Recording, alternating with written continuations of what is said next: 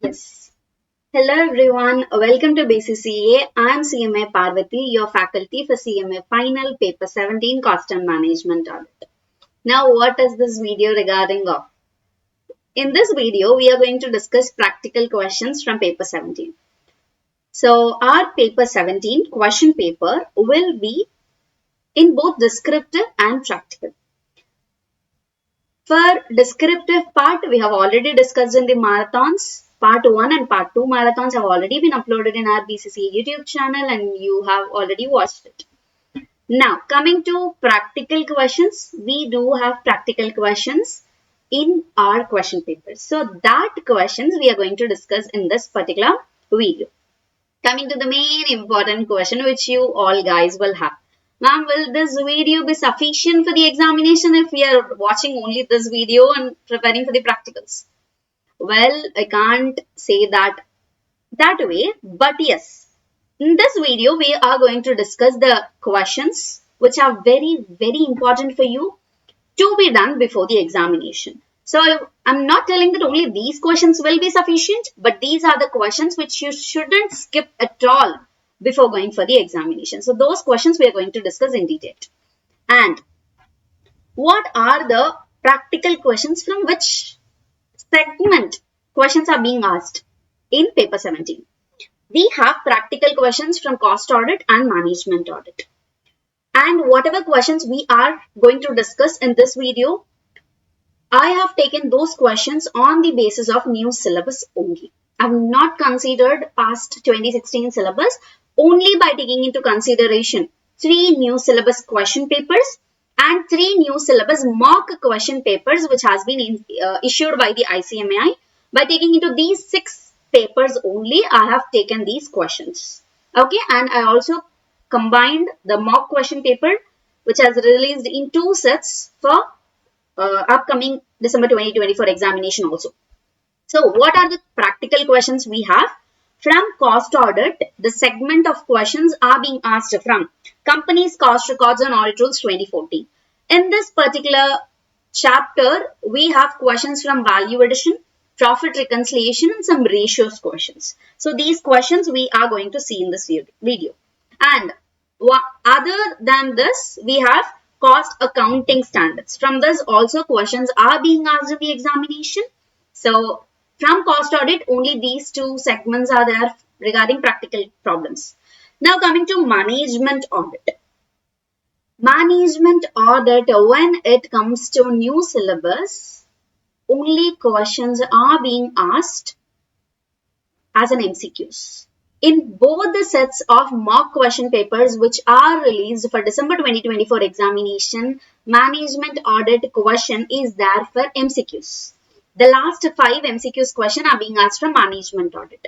So, we are going to discuss in that perspective. And in December 2023 attempt, a question from management audit has been asked for 7 marks. What is that question which is asked for 7 marks? So, only those perspective questions we are going to discuss in this unit. Now, where do you guys get this PDF which I am going to take in this particular session is, you can get this through our BCCA Telegram channel.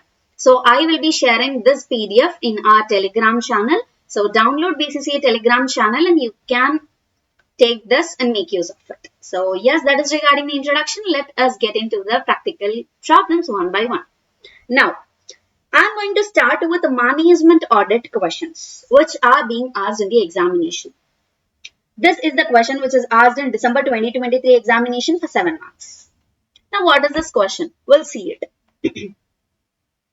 XYZ company, there is a company. Okay. This company has planned for an investment of 1000 lakhs with a 50% loan from the banks at 12% interest. Direct cost for the year is given to 580 lakhs and 50% of which is material cost. So, this 580 lakhs in which 50% is material cost. Other expenses are also given to 100 lakhs. The goods will be sold at 150% of direct cost. So, the sales amount is not given directly, but it is given as a 150% of 580 lakhs. Tax rate is also given us 30%, and they want us to calculate these 5. What are those? Net profit margin, return on assets, return on owner's equity, asset turnover, and inventory turnover. So we are going to calculate all these 5. Now, in this entire video, I'm not going to solve the questions, but I'm going to give you the explanation for the solution. Okay? Why I'm not solving it? If we are solving this question, it will take at least 30 minutes for solving it. Like I'm solving it through the explanation, it will take a lot of time. So I don't want to waste your time. So what I'll do is, I'll explain all the things in this notes. Entire solution will be explained. What you have to do is, after completion of the explanation, you have to pause the video, you have to solve the video, solve the solution in your book, and you have to get into the next problem discussion. Okay, so you have to do that without a fail. After completion of each and every question explanation, you have to pause the video and you have to solve it. Clear? Yes. Now, how we have to start our solution in the question paper if this is the question has been asked. Now, as the mock question papers are there, only these are being asked as an MQ, like MCQs. So if it is asked as an MCQ, there is not a problem at all because it's only bubbling now. We don't have to write it in our answer sheet. So you'll just solve it and you'll bubble it. Now, if the same question is asked for 7 marks, then how you are going to present it? That we are going to discuss. Now, what is given in the question? Given as a XYZ limited company is planning for an investment of 1000 lakhs. So, investment is given as 1000 lakhs, in which 50% is taken from the loan from the bank. Which means, in this 1000 lakhs, 50%, which is rupees 500 lakhs, is loan. That means the remaining 500 lakhs is gotten from where? That is nothing but equity, which means our own pockets money is 500 lakhs. And 500 we have taken from the loan from the bank. So 500 lakhs is equity. And 500 lakhs is bank loan. For this entire investment of 1000 lakhs. Clear till now? The loan which is taken from the bank is taken at the interest rate of 12%. Till now, is it clear? Now, material cost is 50% of direct cost, which is 580 lakhs. And sales is 150% of direct cost. Clear till now? So, we will write first what is given in the question in detail. What is given? XYZ limited company is there. It is taken investment around 1000 lakh rupees, in which 50% loan from bank is rupees 500 lakhs and the balance 50% is equity 500 lakhs. Direct cost is given as rupees 580 lakhs and material cost is 50% of direct cost, which will be 290 lakhs. And sales are 150% of direct cost, which means 580 lakhs into 150%, that will be around 870 lakhs. Is it clear till now? What is given in the question we have written in detail in the solution. Now, getting into the calculation which they have asked for, net profit margin. What is net profit margin?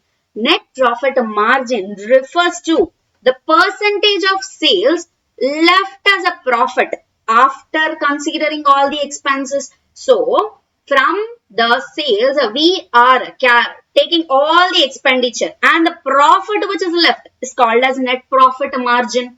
Clear till now? So, percentage of sales left as a profit after considering all the expenses, this is called as net profit margin. So, the formula for net profit margin will be net profit after tax divided by sales into 100. So, this is the formula. Now, net profit after tax is not given in the question above. So, we have to calculate net profit after tax. We have sales, we have direct cost, we have expenses, we have interest also.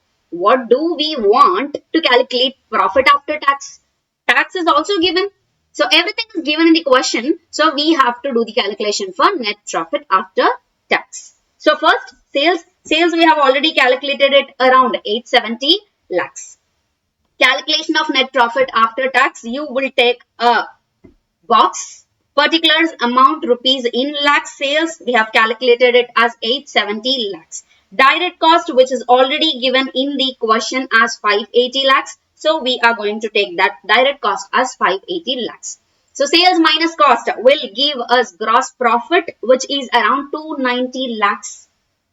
And expenses also given in the question as 100 lakhs. So we are going to reduce that expenses from the gross profit of 290 lakhs. Then we will have 190 lakhs.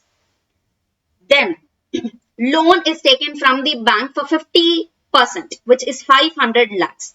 For this 500 lakhs, 12% interest have to be paid. So 500 into 12% will be 60 lakh rupees, which is our interest. That interest should also be reduced from the gross profit. Now, reducing expenses and interest from the gross profit, we will get profit before tax, which is around 130 lakhs. Now, tax is given as 30% in the question. So, 130 into 30% will be 39 lakh rupees. So, 130 minus 39 will be net profit after tax, which is around 91 lakh rupees. Simple. Everything is already given in the question. We are only doing the minuses of it with a proper format. Net profit after tax, you have got it, which is around 91 rupee in lakhs. Clear? Now, what is net profit margin? Net profit after tax, which we have calculated as 91 divided by sales. Sales, we already know it as 870 lakhs. So, 91 divided by 870 into 100, you will get net profit margin. So 91 divided by 870 into 100, you will get around 10.46% as net profit margin. Now, second is asked as a return on assets. What is a return on assets? A return on assets indicates that how the assets are being generated as a profit. How effectively whatever assets are there, those are being generated as a profits. That is called as a return on assets. How much return we are getting from the assets which we have. That is called as a return on assets. How we are going to calculate return on assets? Net profit after tax, because that is a profit.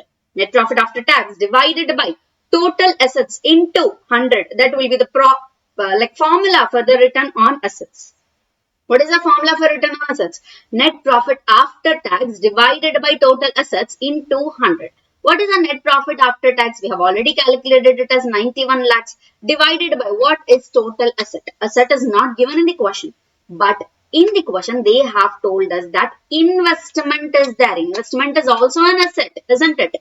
So, total investment is given as 1000 lakhs. So, asset which is given in the question is also 1000 lakhs. So, 91 divided by 1000 into 100 will be our return on assets, which will be around 9.10%. Clear? Now, third, return on owner's equity. What is the return on owner's equity? The return which who is the owner? Shareholder. So, return which the shareholder is getting through the investment which they have made in the business is called as a return on owner's equity. So, whatever equity is there for the shareholders, on that investment or on that equity, whatever return they are getting, that percentage of return what they are getting is called as the return on owner's equity. So, percentage of return earned by the shareholders on their investment will be called as return on owner's equity. Now, what will be the formula for this? Equity will be down. Net profit after tax, because that is a profit. Net profit after tax divided by equity into 100 will be our formula for return on owner's equity. So, net profit after tax divided by equity into 100. What is the equity?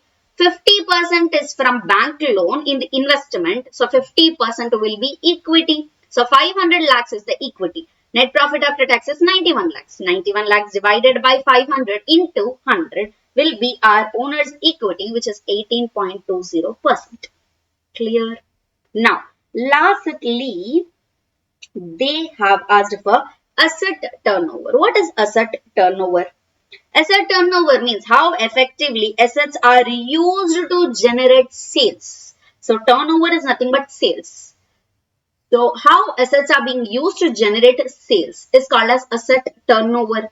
Now sales is what we are taking as a calculation for assets. So sales divided by total assets will be the formula for asset turnover. What is the sales? 870 lakhs. What are the total assets? 1000. So 870 divided by 1000 will be 0.87 times. As it is turnover, we have to take that in times. Okay. Asset to turnover is 0.87 times.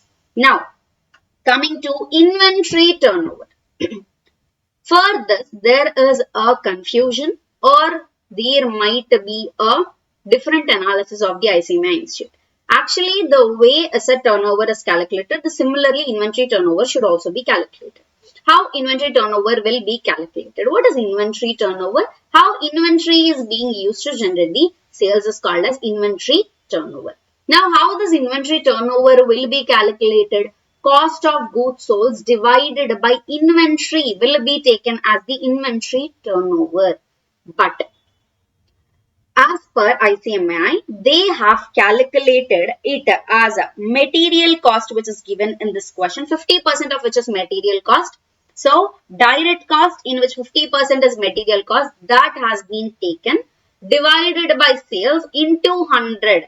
They have done it as a percentage basis for inventory turnover. So, material cost, which is 50% of direct cost, is 290 lakhs divided by sales, which is 870 into 100 will be 33.33%.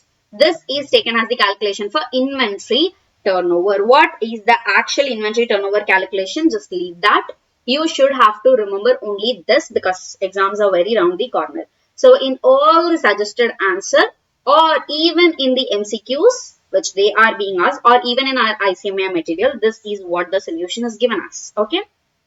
So whatever material cost is given, that is considered as the inventory and that is calculated as a sales percentage. So the percentage of the inventory on sales is taken as inventory turnover. Okay. So material cost is 290 and sales is 870 into 100 will be our 33.33% inventory turnover. I hope this question is clear to you. So this question has been asked in December 2023 for 7 marks. This is also a question from your ICMI material. This is also a question for December 2024 mock question paper. So yes, you can get this as your MCQ. Last 5 MCQs. So yes, I hope the question is clear. Now getting into our next question. So this is our next question. This is also from management audit. Now, what is this question regarding? Talks about Topple company. There is a company, whatever name it could be, has the following forecast figure for its first year of trading. So it has started the trading and in the first year itself, they have given us some information. Sales are around 36 lakhs. Purchases expenditure is 30 lakhs. Average receivables is given to us 3 lakh 6,000. Average inventory is given to us 4 lakh 95,000. Average payables is given as 2 lakh 30,000. Average overdraft is also given to us 5 lakhs. Gross profit margin is 25%. Industry average data is also given to us. Now this is regarding the company's data. Okay. Now industry's average data. Inventory days are 53. Receivable days are 23. Payable days are 47. And current ratio is given to us as 1.43. Assume there are 365 days in a year. What we are required to calculate? We have to calculate cash operating cycle, current ratio, quick ratio, sales to working capital ratio. As you all will have some doubt, current ratio is already given in the question and they are asking us to calculate the current ratio. Current ratio as per industry average data is given, not as for Topple company. So, this trading company is Topple company. So, entire trading industry's current ratio is given to be 1.43. But Topple company's current ratio is what? That we have to calculate. Okay. So, first, Getting into what question they have asked us. What is cash operating cycle that they want us to calculate? What does the cash operating cycle mean? Cash operating cycle means the time taken by the company to convert its inventory and receivables into cash. So whatever inventory is there in the company, whatever receivables they want to receive and whatever payables they have to pay. After considering all this, whatever cash, like in how much time period we are going to convert all these things into cash. That is called as cash operating cycle. I'm repeating again. The time taken by the company to convert inventory, receivables minus payables, everything is called as cash operating cycle. In how much period of time they are going to convert this entire thing into cash. That is called as cash operating cycle. Now we have to calculate it. Now we have understood that cash operating cycle will have three things. One is inventory, second is receivable, third is payable. These three will be there. So whatever inventory period is there, that plus receivable days are there, that minus payable days are there. If we take all these three, it is called as cash operating cycle, isn't it? So first we have to calculate how many inventory days are there. How we are going to take that inventory days?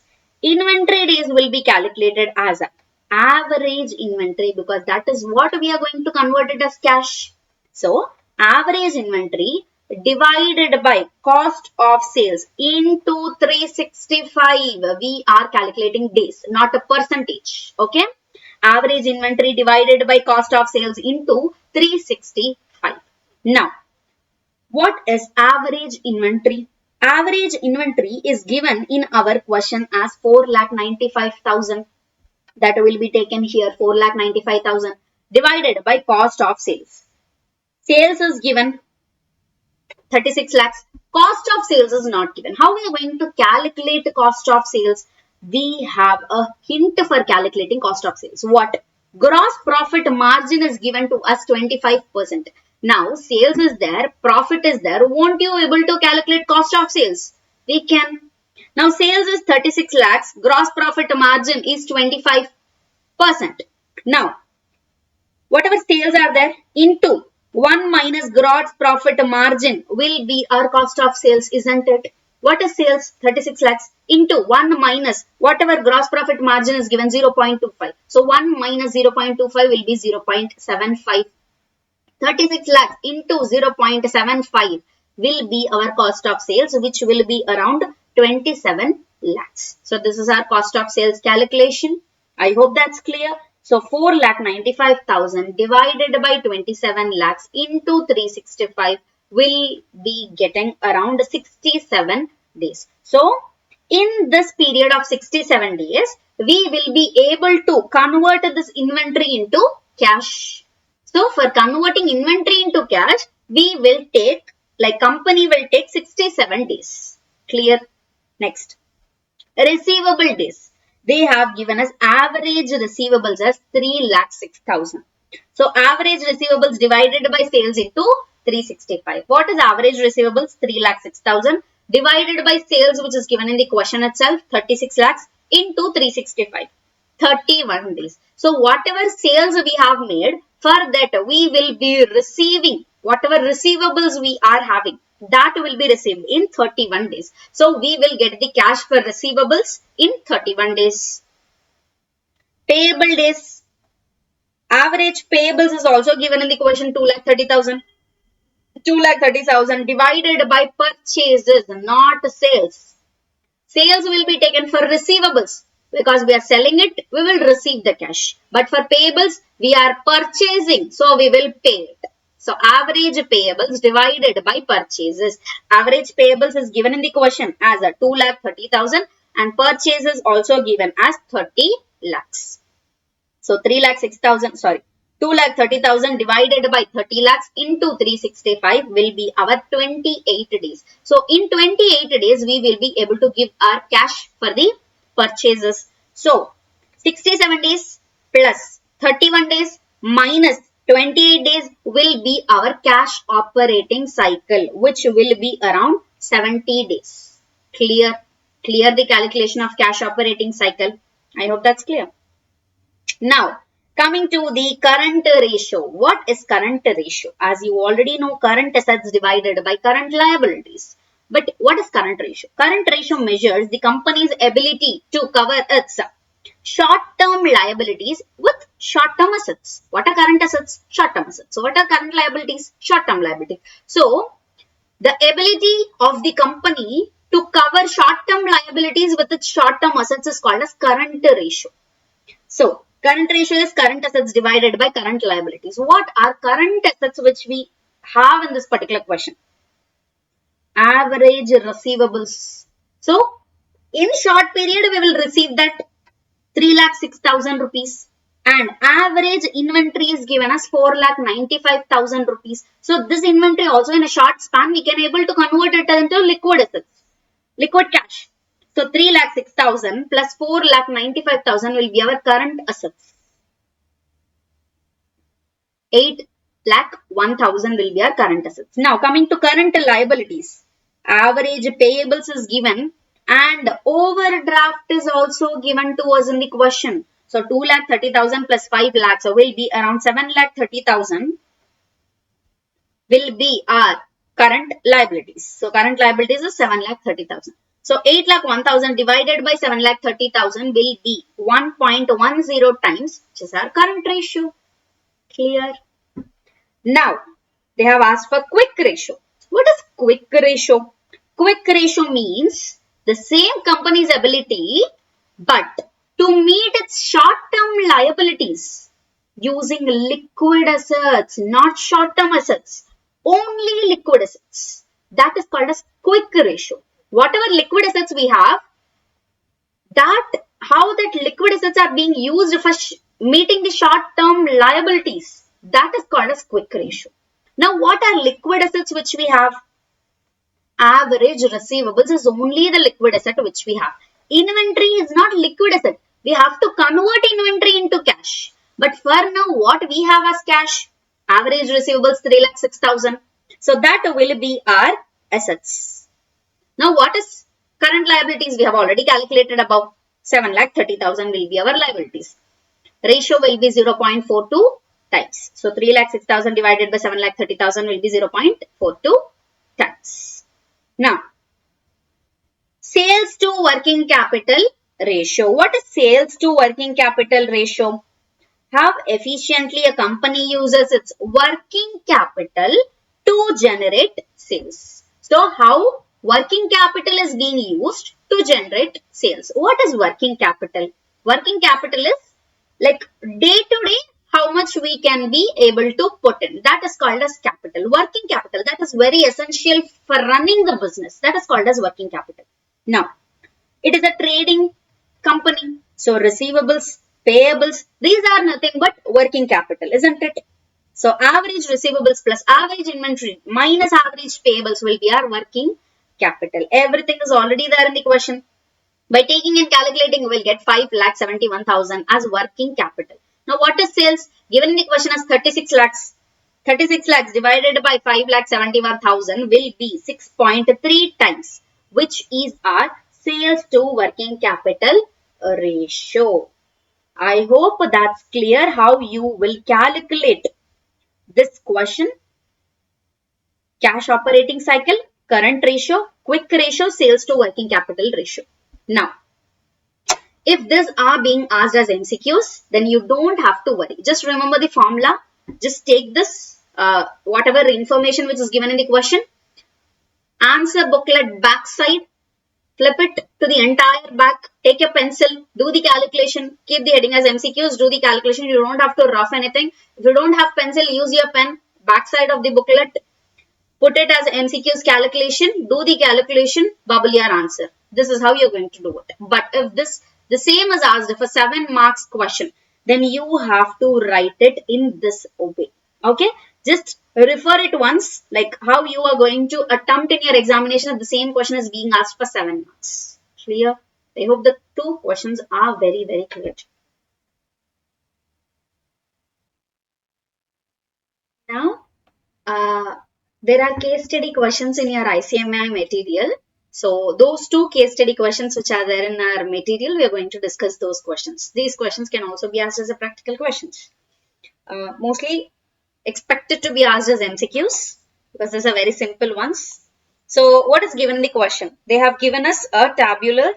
In this table, all kinds of information is given to us. What sales is given, raw material is given, utilities are given, packing material is given, employee cost is given, consumable stores are given, repair expenses are given, depreciation is given, insurance is given, and overheads are given. So all the amounts details are given here, and they have asked us to calculate 5 things. What?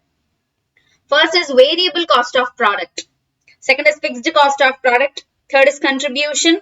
Fourth is profitability of the product. And fifth is raw material cost as percentage of total cost. So these are the 5 things which they have asked us. This is an intermediate level question. Mostly foundation level question also. So this is known by you already, but I'll tell you. So variable cost, what are variables in this all things? Sales left it out. So these are cost. In this, what are variable cost? Raw material, utilities and packing materials. These 3 are called as a variable cost. Why? When production is getting increased, these amounts will also change. If production is higher, raw materials are needed in higher, so raw material cost will be higher. Utilities are nothing but the electricity, water, or the gas, whatever the chemicals they are using, everything will be called as utilities. So if production is higher, the utilities usage will also be higher. So the amount of utilities will also go up. Packing materials, as production is higher, materials will be also higher. So packing materials will also be in a higher amount. So based on production changes, these 3 will also change. So raw materials, utilities and packing materials. These 3 are variable cost. 50,000, 15,000 and 5,000. 50 plus 15 is 65 plus 5,000 will be our 70,000 as a variable cost of the finished product. So 70,000 rupee per unit of finished product will be our variable cost. Now coming to fixed cost. What is fixed cost? When all of this is a cost and these 3 are variable cost, these all will be fixed cost, isn't it? So employee cost 5,000, consumable stores 4,000, repair expenses 3,000, depreciation 5,000, insurance 1,000 and overheads 2,000. Combinedly everything will be fixed cost. So fixed cost is combining of all this, it will be 20,000 per unit of finished product.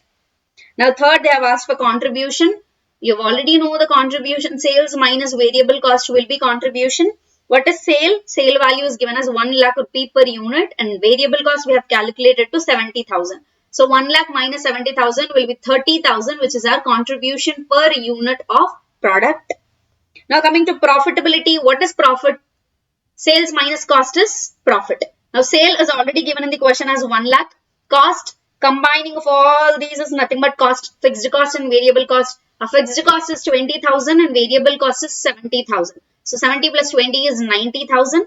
1 lakh sale, entire cost is 90,000 rupees per unit. So 1 lakh minus 90,000 will be 10,000 rupees per unit, which is our profit of product.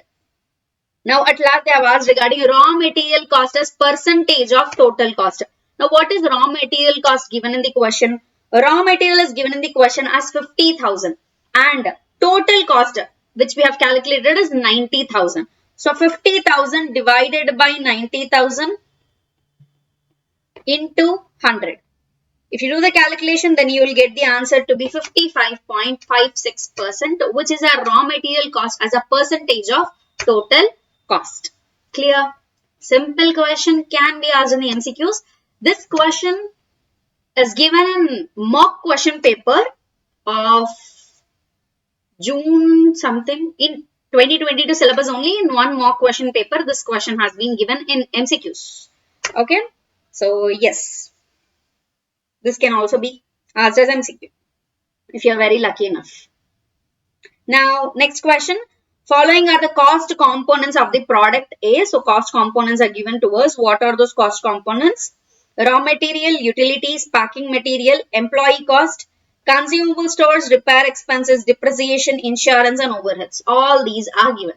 And they have asked us which cost component is variable in nature. So what are variable which we have discussed? Raw materials are variable, utilities are variable, packing materials are variable. So these three are variable. If in your options any of these three are there, then that will be your answer.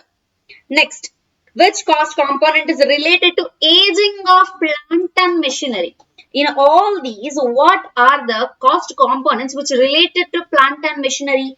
Consumable stores are related to plant and machinery. So, if plant and machinery age is getting higher, consumable stores also will change. Depreciation will also change. So, cost component related to aging of plant and machinery will be two, consumable stores and depreciation. Both of this will be considered as the cost component related to aging of plant and machinery. Now third, concept of OEM called as original equipment manufacture is related to which cost component? So original equipment manufacture is also related to consumable stores and repair expenses. So relating to equipment manufacture, repairs and expenses and consumable stores are related cost components. Next, source of which cost component is fixed asset register. So what is fixed assets register? Cost component depreciation will be based on fixed asset register. So fixed asset register, depreciation and insurance also, but it is not related to fixed asset register, but yes, depreciation is yes. Which cost element involves expenses that are discretionary in nature, which means not fixed. So it is called as variable. So what is variable cost? Which is not fixed, it is called as overheads. So overhead cost expenditure will be called as discretionary in nature. So fifth answer will be overheads. So this could also be asked in the MCQs if you are very lucky enough. So these are the two case study questions which are there in our ICMAI material itself, and those two questions which are being repeated in mock question papers and are past 3 new syllabus attempt question papers. So I guess these 4 questions are very, very, very important from the management audit perspective. I'm not telling that other questions are not important. Other questions are also important, but these are very important. So yes, these questions are related to management audit. Yes. Now let us start with our next question, which is question number 5. What is this question about? Let's see first. Glory Limited, a manufacturing company, provides the following extracts from its cost accounting records for the year ended March 31st, 2023. So, in the question it is given as there is a company called as Glory Limited. It is a manufacturing company and some details are given to us regarding that company from its cost accounting records for this year. What is the information given? Let us see. The total capacity for 5 machines per hour as per the company specification is given as 2500 units. So, whatever this 2500 units is given is for 5 machines per hour. So, for 1 hour, 5 machines capacity is 2500 units. Now, second, number of shifts, each shift of 8 hours per day and 3 shifts are there. So, in one day, 3 shifts are taken and each shift is of 8 hours. Paid holidays in a year are 365 days. So, year is 365 days in which holidays are 52 weekly holidays, 10 are other holidays. In this 10 holidays, annual maintenance is done. In this 10 holidays, preventive maintenance for the machines is carried on during these 52 holidays. Now, next, normal ideal capacity due to lunch time, shift changes, etc. per shift is 0.5 hours. So, there are 3 shifts. For each shift, 0.5 hours is taken as, just a moment.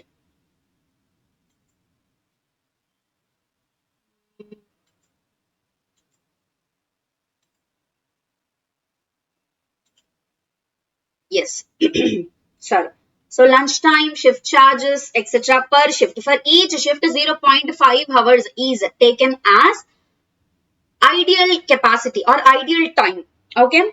Production based on sales expectancy in past 3 years is given as this. So past 3 years actual production data is given to us, and current period's actual production is also given to us as 158.80 lakhs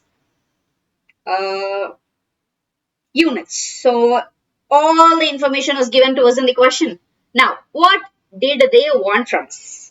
You are required to calculate install capacity, practical capacity, actual capacity in percentage, normal capacity, ideal capacity in percentage, abnormal capacity, keeping in view of the relevant cost accounting standard 2. So, as per cost accounting standard 2, we have to calculate this. Now, calculation, I guess most of you already know. Anyhow, we are going to discuss it, but how you are going to present if this is your question in your examination paper. Your presentation will be like this. According to CES 2 cost accounting standard on capacity determination, installed capacity means, you will write what does installed capacity means. Installed capacity means it is the maximum capacity of producing goods or providing services according to the manufacturer's specification. So what is the maximum capacity which can be produced or in which the services can be provided according to the manufacturer specification? That is called as installed capacity. The formula for installed capacity is days in a year into working hours per day into unit per hour. Formula is also important. You have to write it now. Okay. So how many days are there? 365 days, which is already given in the question. Working hours are 8 hours per shift into 3 shifts in a day. So this is how many hours in a day they are working. So 3 shifts into 8 hours. Units per hour is already given in the question, 2500 units. So 2500 units into 365 into 8 hours into 3 shifts will be 219 lakh units. Presentation is very, very, very important. You have to write units per hour. You have to write here units, shifts, hours. Here you have to write 365 days should be written. Here at last 219 lakh units. Units should be written. In lakhs should be written. Okay. So this is how your presentation will be. First you will write what is it called as. Then you will write what is the formula for it. Then you will do the calculation. At last will be your answer. So 4-step procedure will be followed for each and every step. And one more thing which I wanted to tell you is, if in question 1 is given like this 1, 2, 3, then in your answer also it should be like 1, 2, 3. If in question it is given as this 1, 2, 3, then in your answer also it will be written as that. If in question it is given as A, B, C, D, then here also you'll put A, B, C, D. This is where people like students get confused and they'll write the different thing. Examiner will also get confused. That where you lose marks for. Okay, so be careful with that. Now, install capacity we have calculated. Next, they have asked for practical capacity. What is practical capacity? Practical capacity can also be called as achievable capacity. So, whatever maximum production capacity which is there, that will be reduced with unavoidable factors of interruptions. So, when a goods is being produced, the maximum capacity utilization will be the installed capacity. Can we say that when the process of manufacturing these goods are being taken place, entirely 365 days, like all the hours, will the manufacture be happening? No. In our question itself, they have given that 52 days, there will be no production, 10 days, there are holidays, 0.5 hours, there is a breakdown. So, there is a ideal capacity. So, interruptions are already given in the question. Now, if we are reducing these interruptions from the maximum capacity, then that will be the practical or achievable capacity. Maximum productive capacity reduced by unavoidable factors of interruption. The formula will be days available into available hours per shift into shifts into units per hour. Units is already given in the question, 2500 units. Now coming to days available. 365 days are the all days minus 52 days are preventive maintenance days minus 10 are breakdown maintenance. Sorry, annual maintenance. Okay. So 365 minus 52 minus 10 will be our days calculation. Now coming to the next. Available hours per shift calculation. 8 hours are there per shift. But in this also 0.5 hours are taken as lunch times and breaks. So 8 minus 0.5 hours. Shifts are 3 shifts, units per hour are 2500 units. If you do the calculation, then the answer will be 170.44 units, which is our practical or achievable capacity. Clear? Now coming to the third which they have asked for. Install capacity is done, practical is done. Now they have asked for actual capacity. Now, actual production for the year ended March 31st is already given the question. Actual production is nothing but actual capacity. Then what they have asked in the question? They have asked us actual capacity in percentage, which means we have to do the calculation for actual capacity utilization in percentage terms of installed capacity. That is what we have to do the calculation for. Now, actual capacity utilization means what? It is the volume of production achieved or service provided in a specific period. So, in this specific period, what is the volume of production achieved or what is the volume of services provided? Doing the calculation of that is called as actual capacity utilization. Now, usually this actual capacity utilization will be expressed as a percentage of installed capacity. What is actual capacity, which is already given in the question? 158.80 lakh units. What is actual capacity utilization? Current production divided by installed capacity into 100. What is the current production? 158.80 lakh units.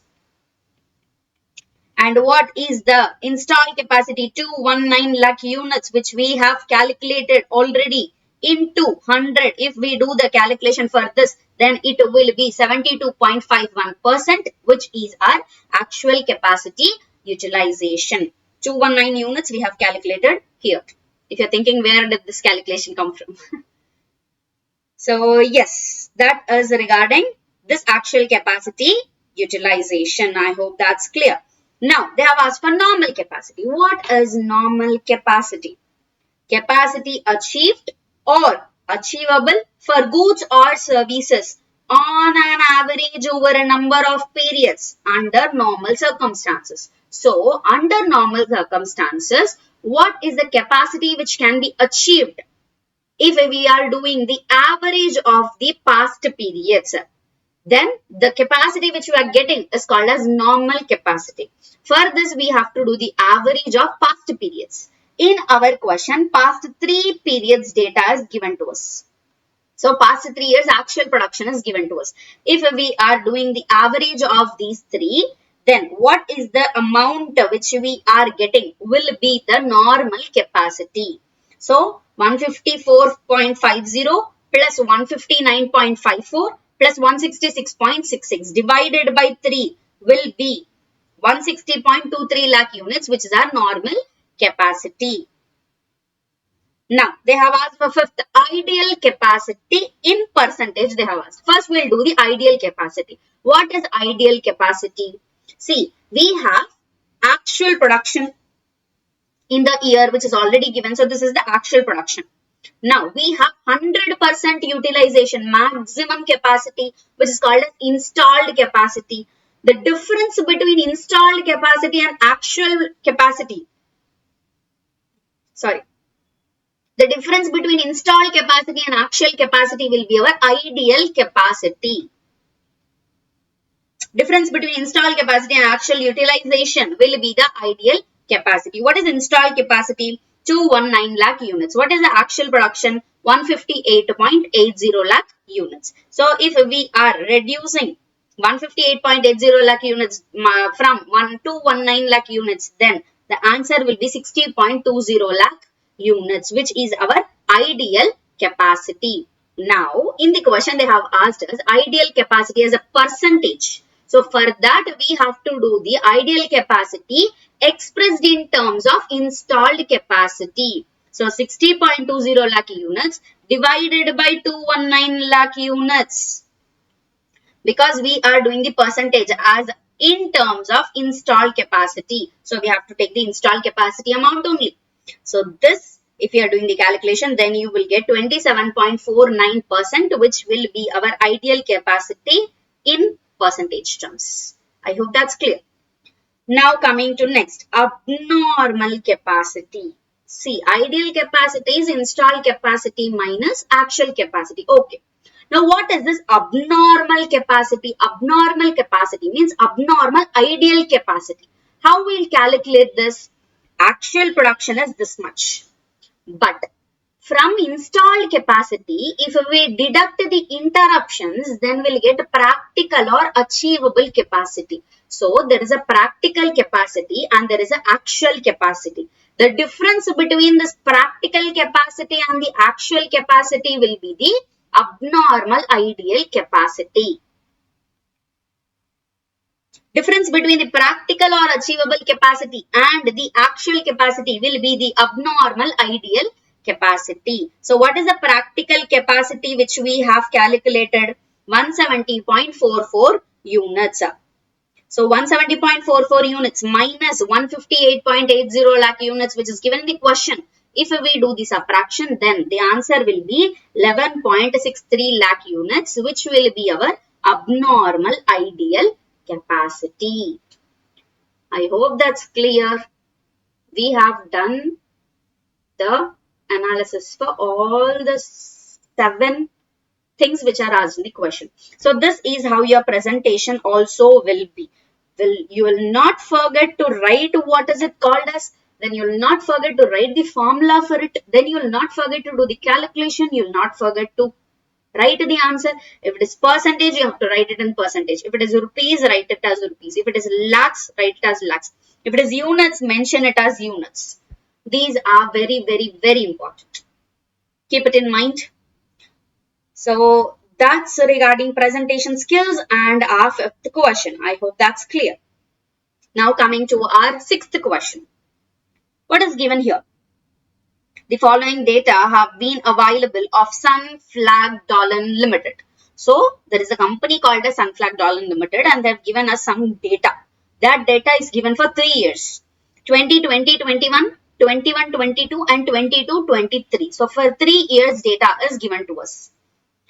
But, in this data also, only 3 information is given to us. What is that? Installed capacity in tons is given to us, which is 250, 250 and 250. Production in tons is given to us 240, 230 and 125. Cost per ton in rupees is given to us 1000, 1077 and 1660.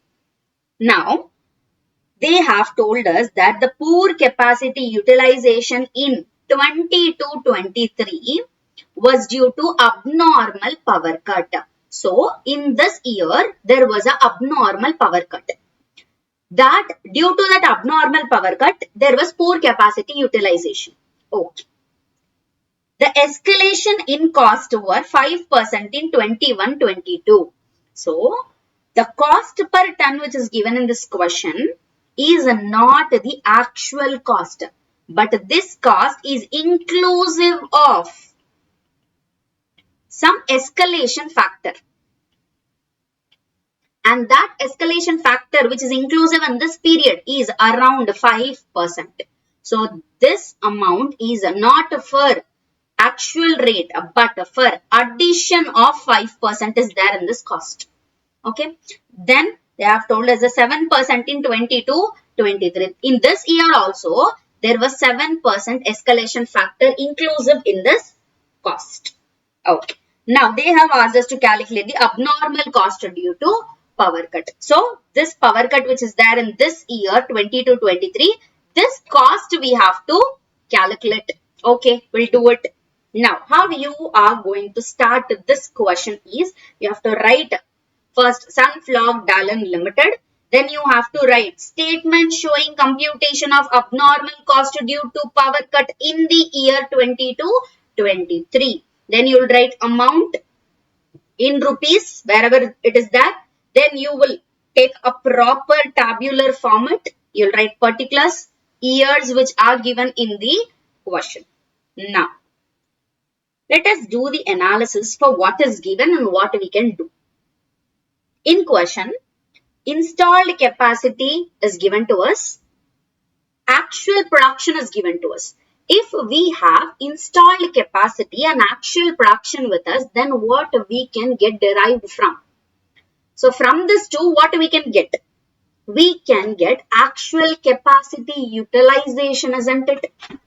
See, what we have done here, we have installed capacity, we have current production. With this two, we got to some percentage. This percentage is called as actual capacity utilization percentage. So, with this two, we can get derived to actual capacity utilization percentage. So, that is what we are going to do. Now, installed capacity ton, 250, 250, 250, which is already given in the question. Production per tons, 240, 230, 125, which is already given in the question. Actual capacity utilization. Actual production divided by installed capacity into 100, 240 divided by 250 into 100, you will get 96 percentage. 230 divided by 250 into 100, you will get 92 percentage. 125 divided by 250 into 100, you will get 50 percentage. So, these are the actual capacity utilization percentages in percentage. Okay. Now, what they have given us? Cost per ton is given to us. 1000, 1077 and 1660. So, you will take cost per ton. And they have told us that there is an escalation factor. Now, in this 2 years, there is an escalation factor. But in 2020 and 21, there is no escalation factor, which means this could be taken as the base year. So, we are taking 2021 as the base year and we have put the price as 100. Now, when this is 100, the escalation factor is added in this year to 5%. So, the amount here is 105. In this year, the escalation factor is 7%. So, the amount added here is 107. Now, whatever the amount here and here is given is not for 100, but for 105 and 107. So, we have to bring this amounts to base year 100 to match everything and to do the comparison for all these 3 years, we need the base year. So, cost per ton 1000 because this is the base year. This 1077 is for 105. Then what will be for 100? 1077 into 100 divided by 105. If we do the cross multiplication, then we will get 1026, which is our cost per ton in 2021 and 22. Then this here also 1660 is for 107. Then what will be for 100? If you do the cross multiplication, then you will get 1551. So, this is how you will do the calculation for cost per ton. Now, we have cost per ton, we have production tons. Cost of production can be calculated, isn't it? So, cost per ton into number of tons, 1000 into 240 will be our 2,40,000. 1026 into 230 will be our 2,35,980. 1551 into 125 will be our 1,93,875. Clear? Now, whatever given in the question, we have come to a conclusion. So, whatever which is given in the question, we have taken that and we have done something. Now, what did they ask for? They asked for abnormal cost. For doing the abnormal cost calculation, we have to do something. What is it? So, cost is nothing but variable cost plus fixed cost. Total cost means variable cost plus fixed cost, isn't it? Now we are going to find out variable cost. How we are going to calculate variable cost is, we have cost of production. The difference between cost of production and the difference between the production tons will be the variable cost. Okay. So, cost of production difference divided by production in tons difference will be our variable cost.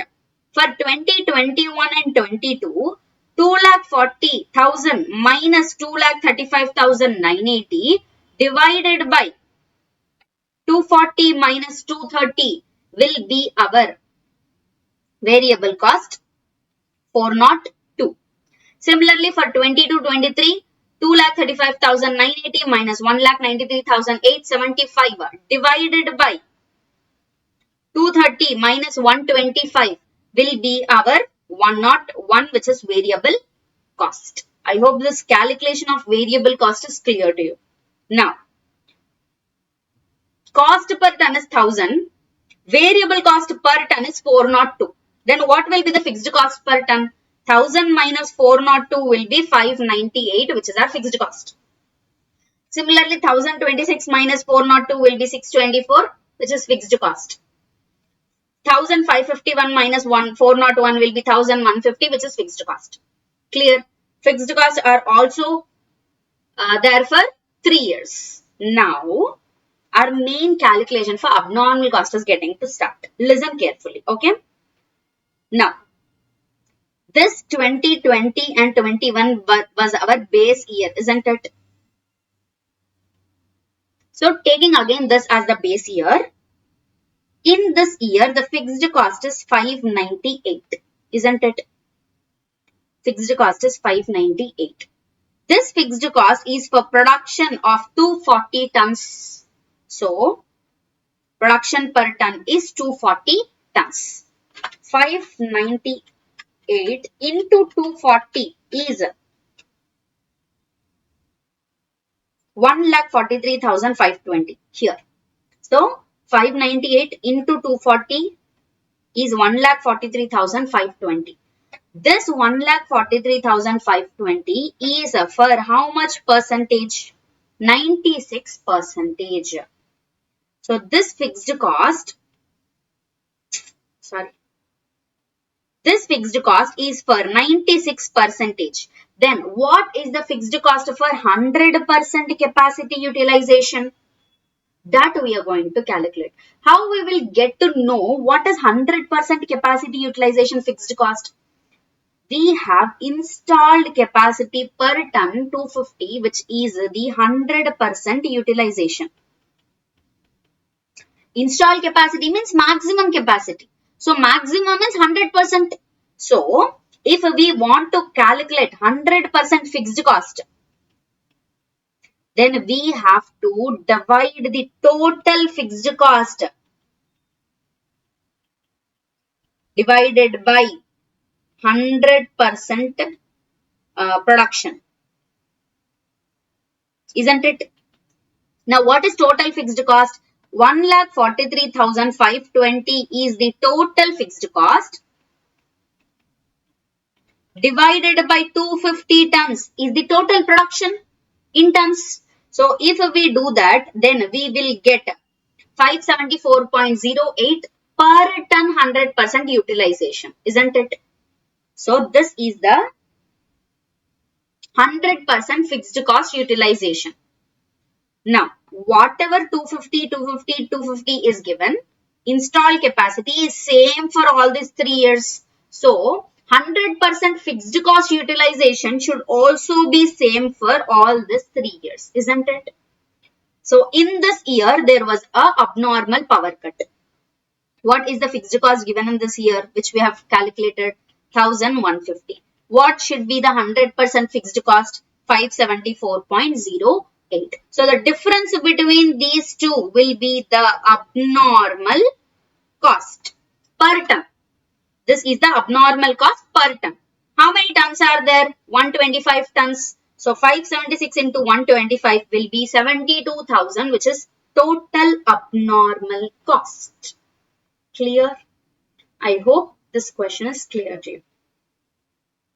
So try to do this, try to solve this again, because this is some tricky. If you find this very easy, then okay. But try to do it again. Try to solve this question again, hoping that this will come in December 2024 examination.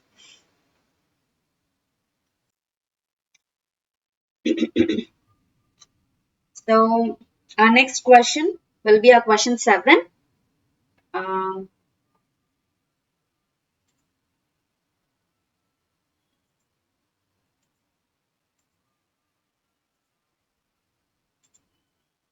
yes, this is our question 7. So what is this question 7 is? Abuna Electronics Limited. Just a moment. Yes, sorry, there was some disturbance. Okay. Abuna Electronics Limited is engaged in the manufacture of LED TV sets, having its factories at Patna and Gujarat. So, this is Abuna Electronics Limited, and it is having two factories at two branches at Patna and at Gujarat.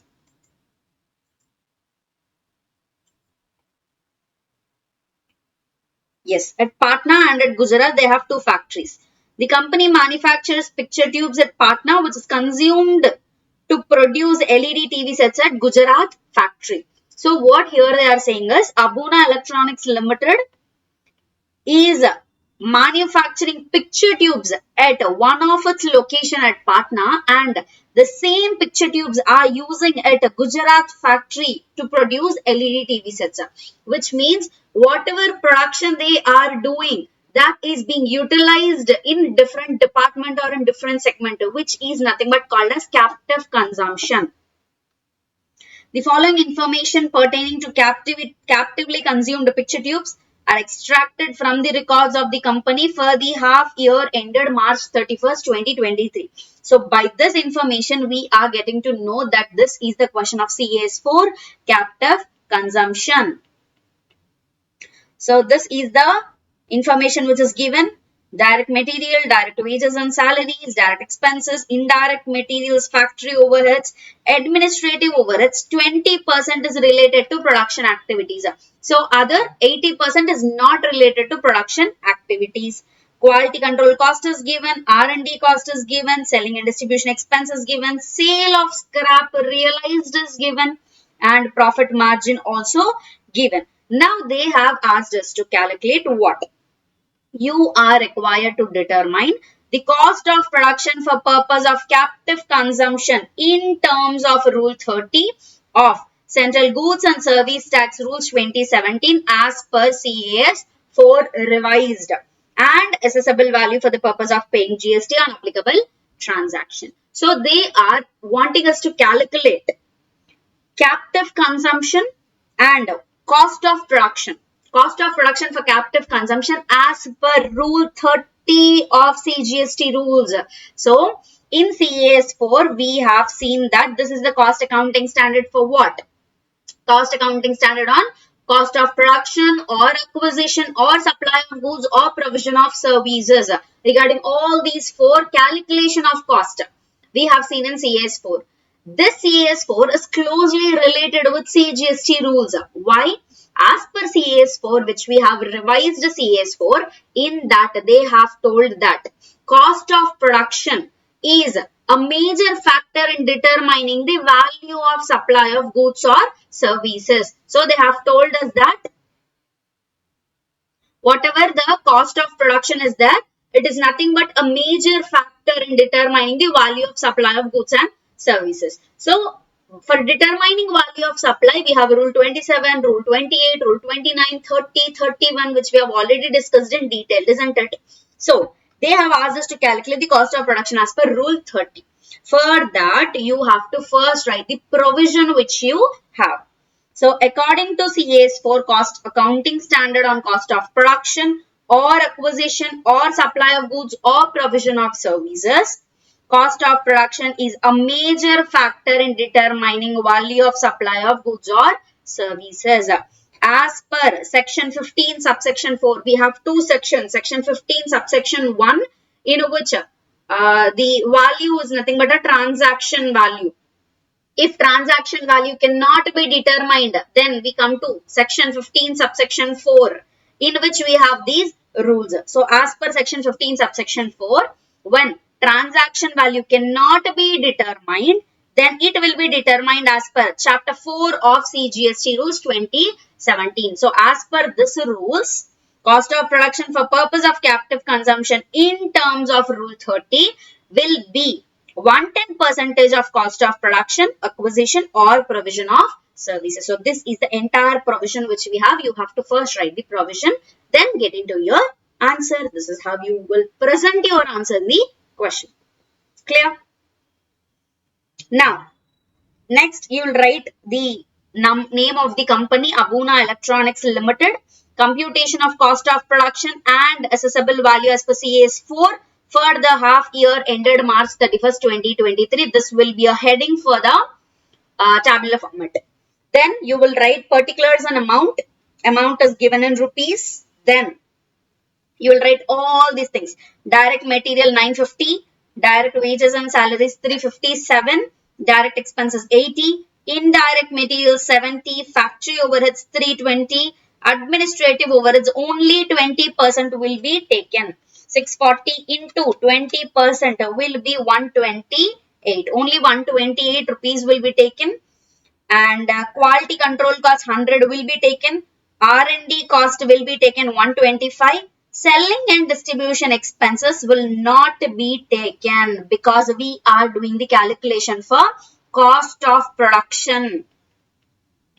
Selling and distribution expenses are after production, not in the production. So, by calculating cost of production, selling and distribution expenses will not be taken. Next, we will do the total for all these things. Then, minus sale of scrap realized, because we have sold the scrap. Sale of scrap realized, what will be the sale value? 130. So, after doing all the calculation, you will reduce this 130 from the above total. Then, you will get the cost of production total. So, yes, you will take all these things. Then, you will less the sale of scrap realized, cost of production is 2000 rupees. I hope that's clear. Now, they have asked us for cost of production and assessable value. Now, what is this assessable value? As per rule 30, 110% of cost of production is assessable value. So, this is cost of production 2000 plus 10%, which is around 200. If we do that, the assessable value as per rule 30 will be 2200. So, this is how you are going to present your answer in the exam if CS4 question is asked. Clear? I hope the question is clear to you. Now, coming to question number 8.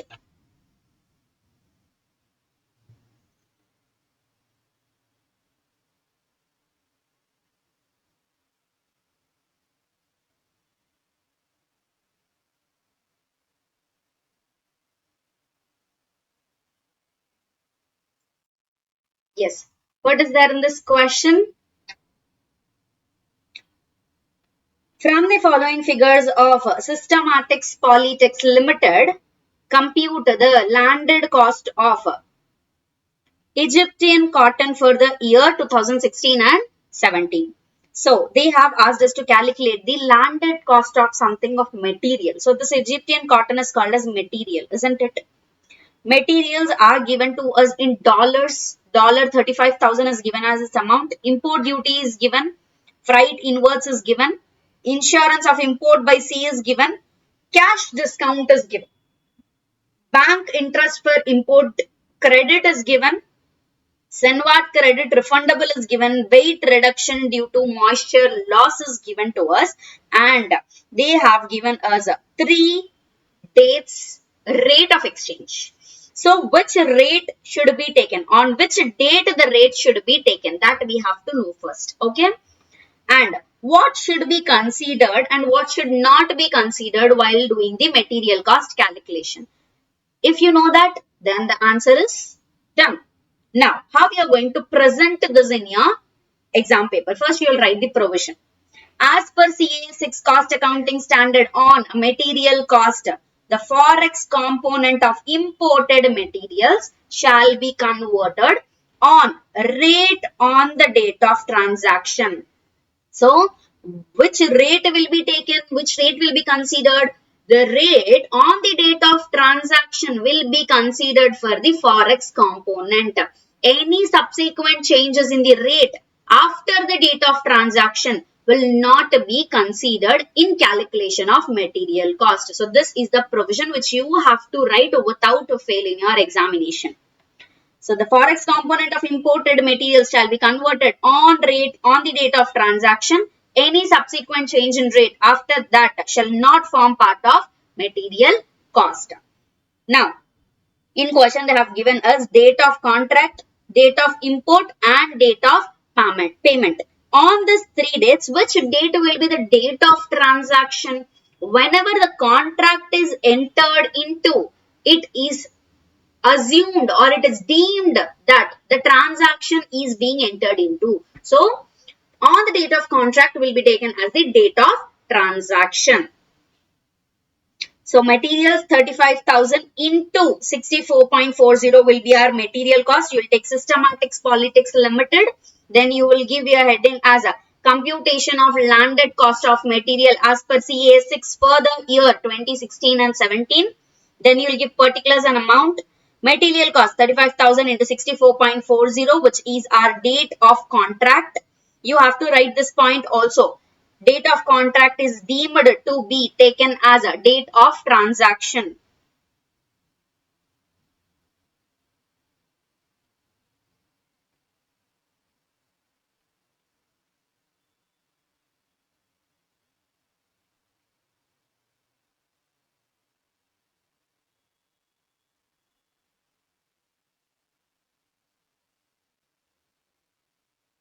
So you have to write that point also.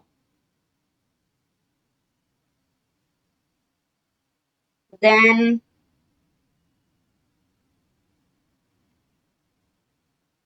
yes.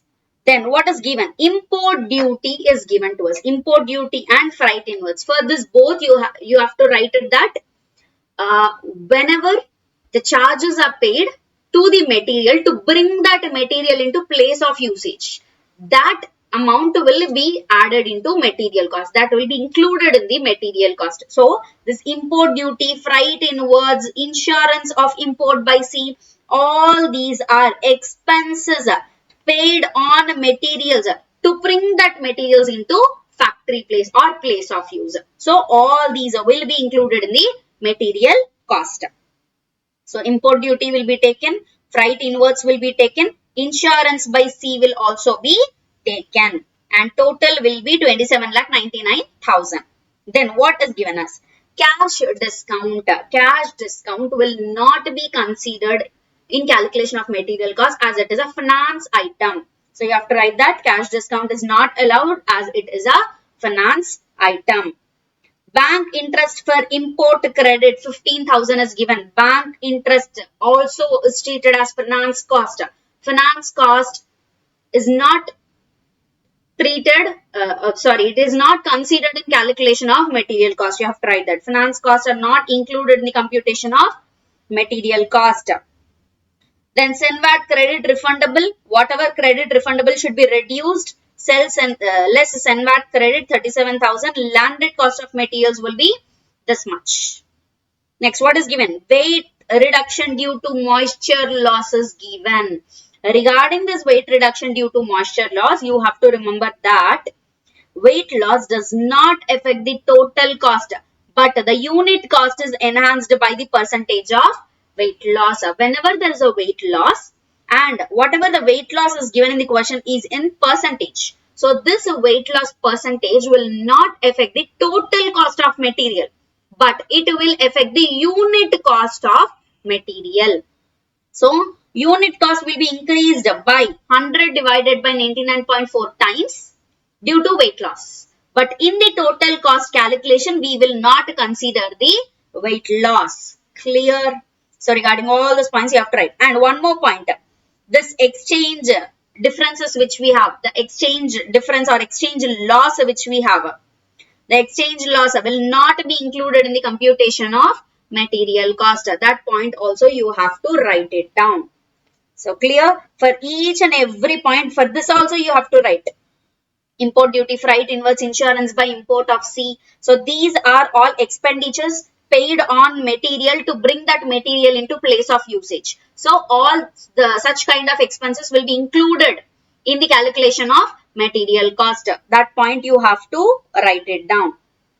So cash discount point written, bank interest point written. Bank interest is nothing but finance cost. Okay.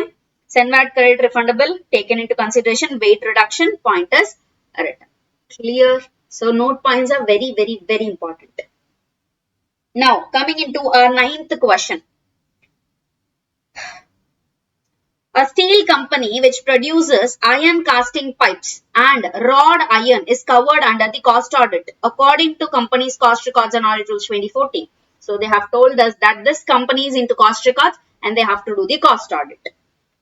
From the expenditure data relating to 2020 to 23, determine the employee cost according to the CAS 7. So they want us to do the calculation for CAS 7. Employee cost.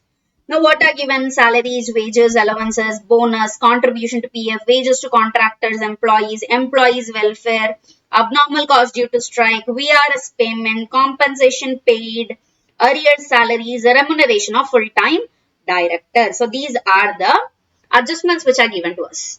Now, how you are going to start the solution is you will write steel company.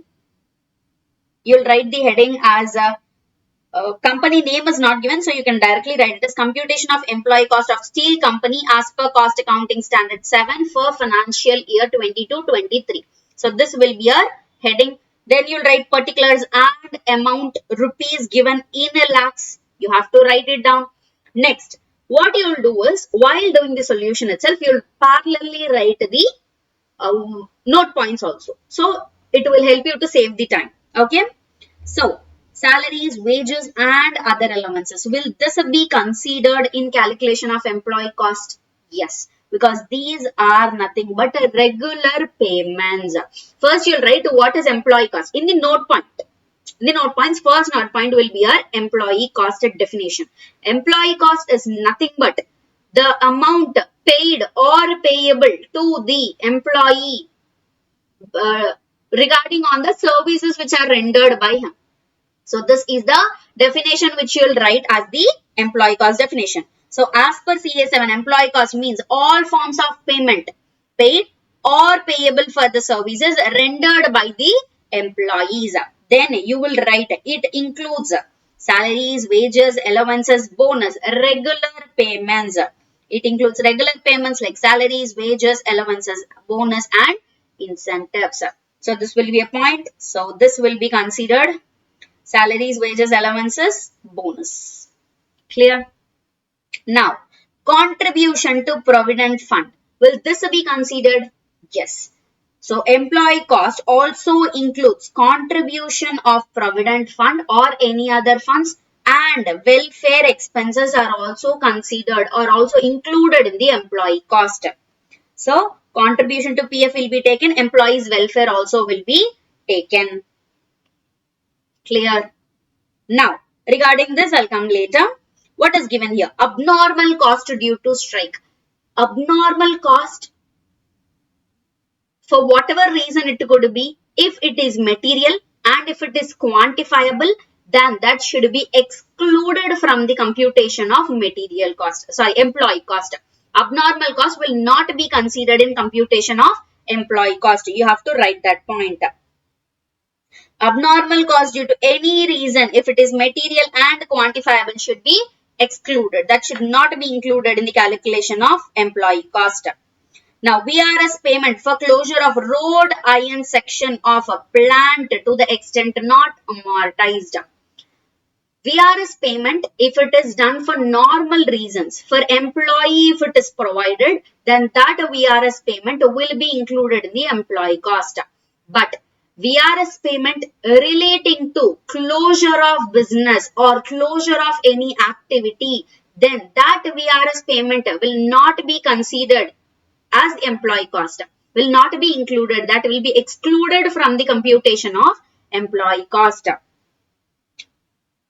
See, VRS payment relating to any closure of section or activity of unit shall be excluded from employee cost, which means shall not be included in the calculation of employee cost. Next, compensation paid against the past periods against court order. So, whenever compensation are paid for past periods during court orders, that will not be considered as the employee cost, that will be excluded from the employee cost. Compensation paid for past periods due to court order shall be excluded to employee cost. Next, arrear salary for the year 2021 and 22. That is not for current period. Arrear salary for the past periods.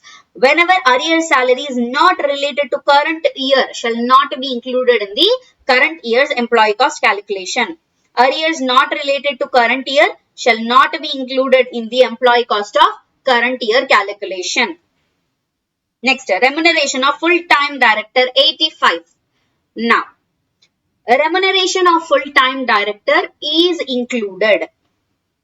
For that, you will write it as remuneration to managerial person, executive director and officer is included in the employee cost. But remuneration paid to non-executive directors alone is excluded. Clear? So, this will be your note point for the adjustment of remuneration to managerial person, like remuneration to full-time director. Clear? Clear with all the adjustments? Clear with all the note points? Now, wages to contractors employees. Now, this is the question which is asked in the past term paper. The suggested answer gave you the answer of 2675. Now, whatever we have done the calculation, if you do the sum of this, the employee cost will be 2325. What is the differences? They have added this wages to contractors employees 350. So, 2325 plus 350 will be 2675. Okay. Now, why I have not considered it is I have written here. Okay. Employee cost includes full-time employment, part-time employment,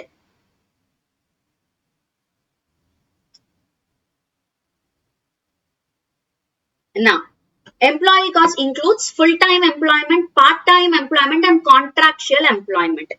Employee cost includes contract employees who are directly engaged by the employer on contract basis, but excludes employees of contractors engaged in the organization. For this, I will give you an example. Now, there is a company called as XYZ Limited.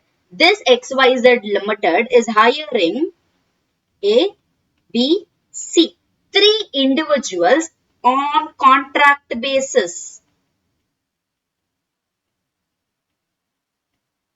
Now, whatever wages paid by XYZ Limited to A, B and C, this will be included in the employee cost.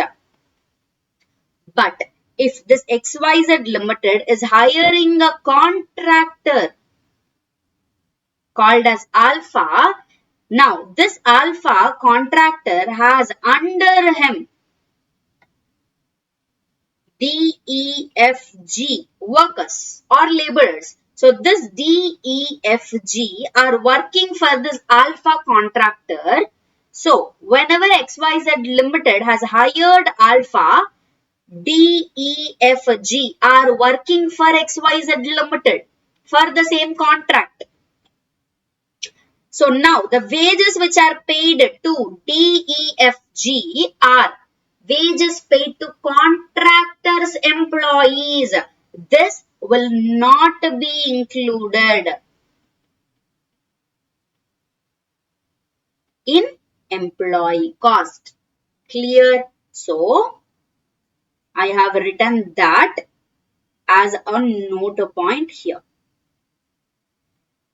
See, employee cost includes contract employees who are directly engaged by the employer on contract basis, but excludes employees of contractors engaged in the organization. And I have written one more point, that assuming that wages of contractors employees rupees 350 lakhs given in question is employees of contractors engaged in the organization. So I have written my assumption that whatever you have given in the question, I am assuming that the wages are paid to contractors employees, not the employees who are hired by the company on contract basis. So on this assumption, I have not included that point in my answer.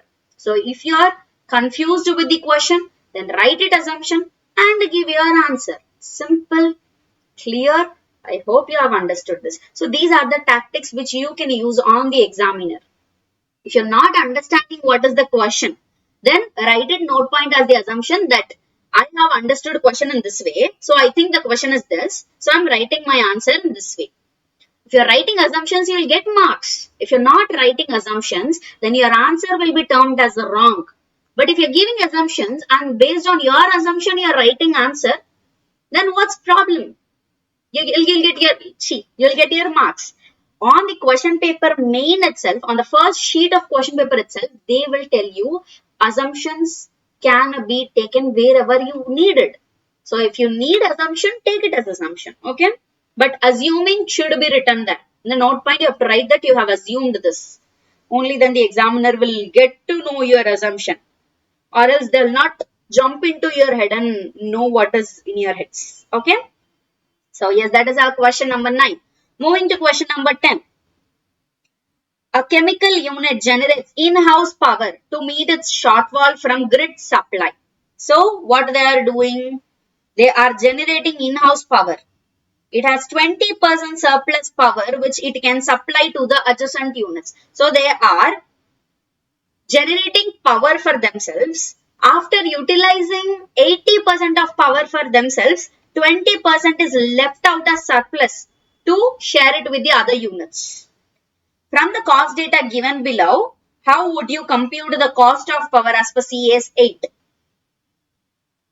In the following circumstances. So, whatever this power is there, power generated for the purpose of inter-unit transfer, power generated for intercompany transfer. So, they have given us to calculate in two ways. So, what all costs should be included in calculation of inter-unit transfer and what all costs should be included in intercompany transfer? That we have to know first. Okay. And they have given us all these things. Okay. Now, how you have to write it is,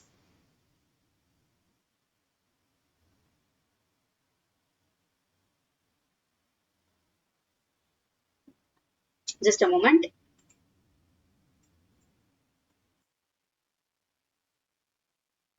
Yes. So you have to write it as first.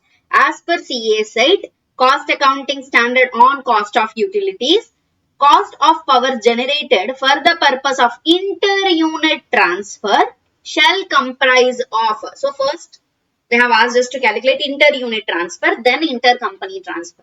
So, as per inter-unit transfer, direct material cost will be included, direct employee cost will be included, direct expenses, factory overheads and distribution cost. All these will be included. Interest on asset purchase, share of administrative overheads will not form part of the cost. So, this is the provision which you have to write first. Then you will go to the calculation. Particulars, amount, total amount. Then you will write all these things. Coal consumed, diesel oil, water, stores, salaries, repairs and maintenance, depreciation.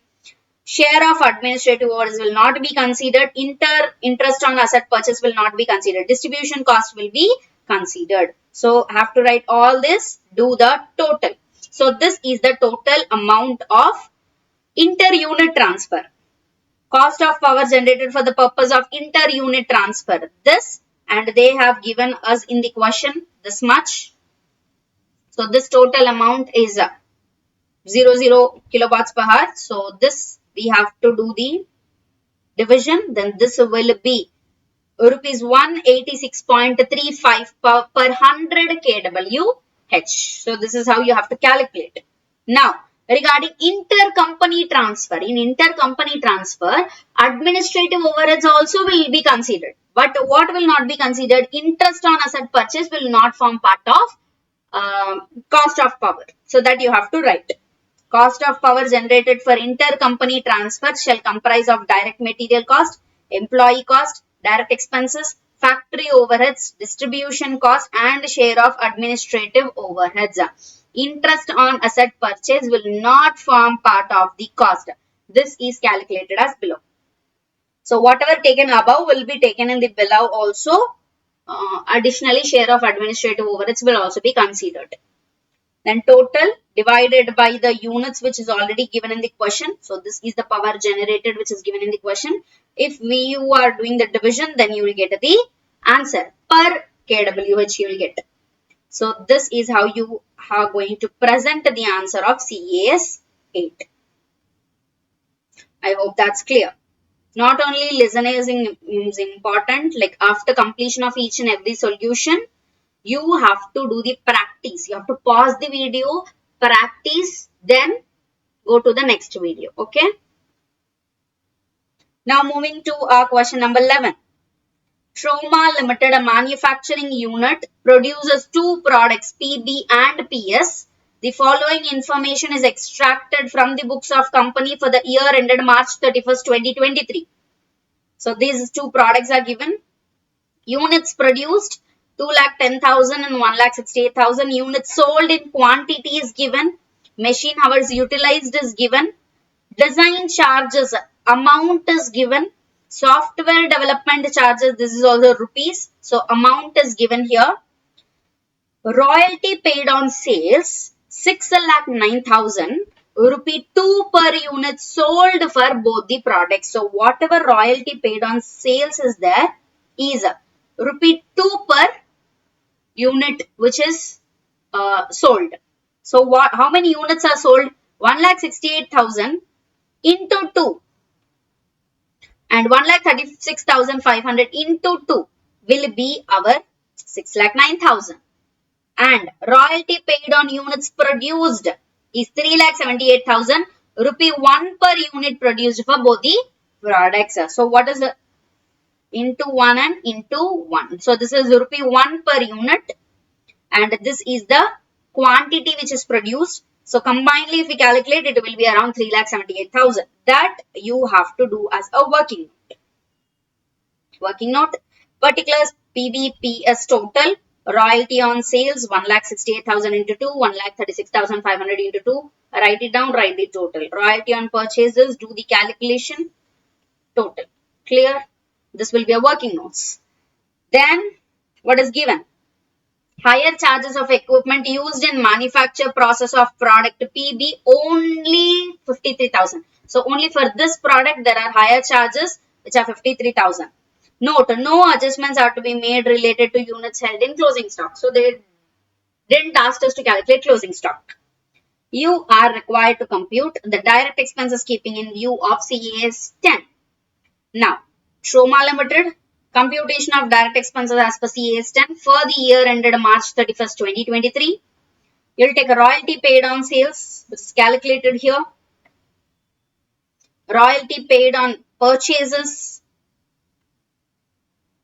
calculated here, will be taken here.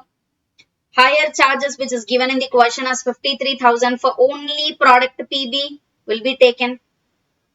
Design charges, which are already given in the question as amount. Software development charges also given as amount.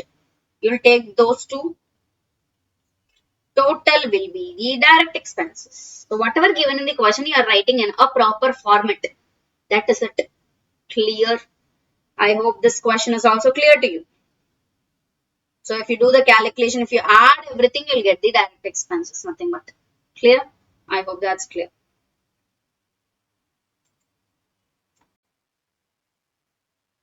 Moving on to our next question, question number 12. So what is this question? Standard material requirement to produce 1000 units of product X is 1200 units of material at a standard price of 60 per unit. So they have given us some standard material information. What is this information given us?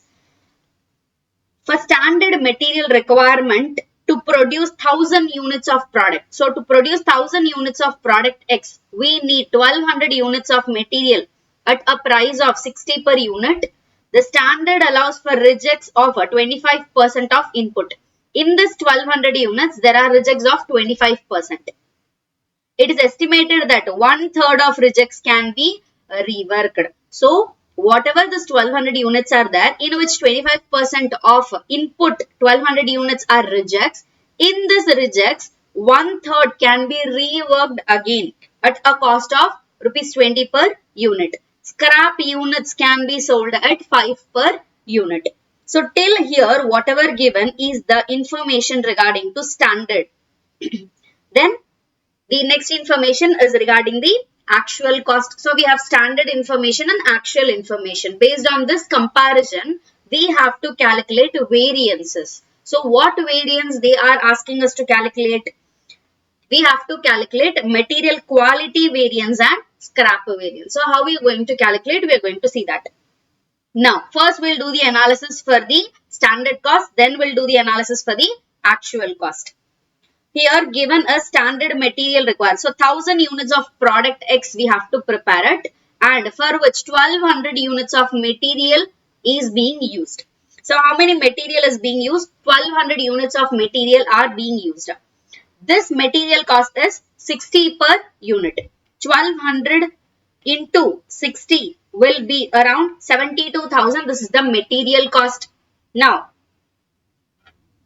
in this 1200 units, 25% are rejects. So 1200 into 25%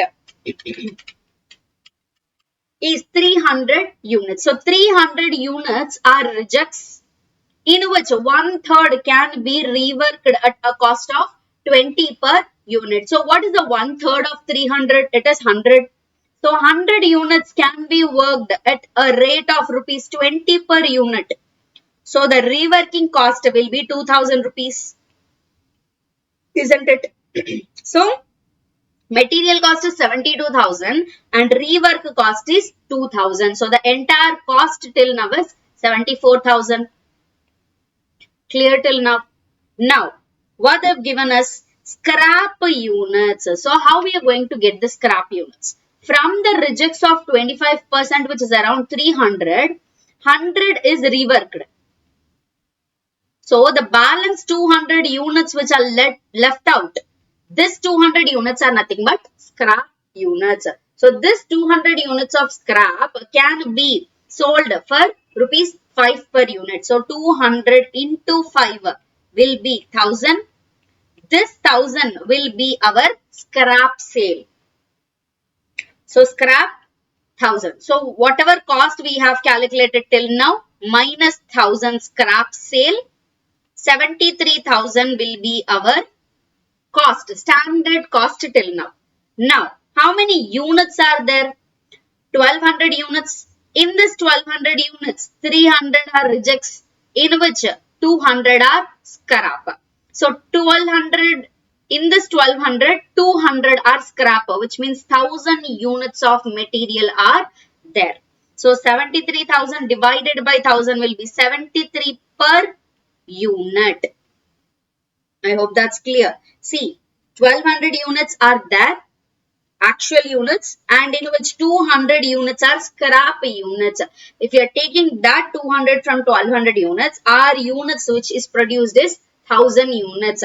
73,000 is the standard cost which we have calculated. Then 73,000 divided by 1000 will be our rupees 73 per unit.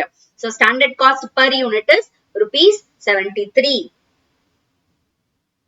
Now I hope that's clear. Now coming to the calculation of actuals which is given. During a particular period, units produced were 19,500. So actual 19,500 units. Product is produced with 24,000 units of material at a standard cost of 60 per unit. So what is the material cost? 24,000 units into rupees 60 per unit will be how much? 14,40,000 is our material cost. And from this 24,000 units, 7,000 units were rejected, of which 2,500 units were reworked at a cost of 51,000. So rework cost is already given in the question. 14,40,000 is our material cost plus 51,000 is our rework cost. 14,40,000 plus 51,000 is around 14,91,000. This is our cost which we have calculated till now. But we have to eliminate the scrap value from this. 7,000 units are rejected, in which 2,500 units are reworked, which means the 4,500 units which are balance units are nothing but scrap. 4,500 units of scrap are sold at 5 per unit. Into 5 will be 4,500 into 5 will be 22,500. So this is the scrap value. So from 14,91,000, from 14,91,000, if we eliminate the scrap of 22,500, then the amount which we get 14,68,500 will be our actual cost. Clear? So material cost 24,000 into 60, 14,40,000. Rework cost 51,000. Scrap sale 4,500 into 5 will be 22,500. If we do the calculation, then the amount will be 14,68,500. What is the units? 24,000 units are there, in which 4,500 units are scrap units. Then the units produced are 19,500. So 14,68,500 divided by 19,500. Our actual cost per unit will be 75.31 rupee per unit. I hope that's clear to you. So this is how we will do the calculation for actual and standard. Now what did they ask for? They asked us regarding material quality variance. Now how we are going to calculate material quality variance? We have calculated actual cost already. What is actual cost? 14,68,500 is our actual cost. Actual cost minus actual quantity into standard cost. Like means standard rate cost per unit. You can take like that. See, material quality variance will be actual cost minus actual quantity into standard cost per unit will be our material quality variance. Now what is actual cost? 14,68,500 is the actual cost. Minus what is the actual quantity? 19,500 units are the actual quantity. Into what is the standard cost per unit? We have already calculated it around 73 rupee per unit. So 73 per unit. What is 19,500 into 73? It will be around minus 14,23,500. The amount will be 45,000 adverse. Clear?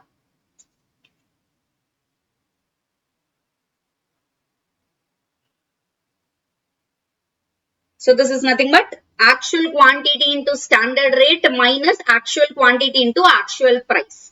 So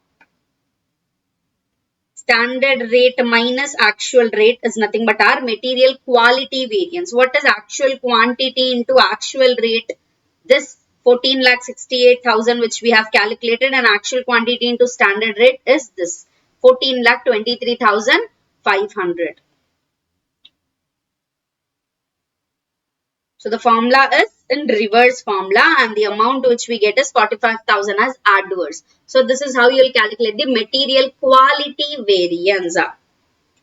Okay. Then they have asked regarding scrap variance. Now, whatever scrap value is there in standard and scrap value which is there in actual, if we do the difference between these two, then that should be the scrap variance.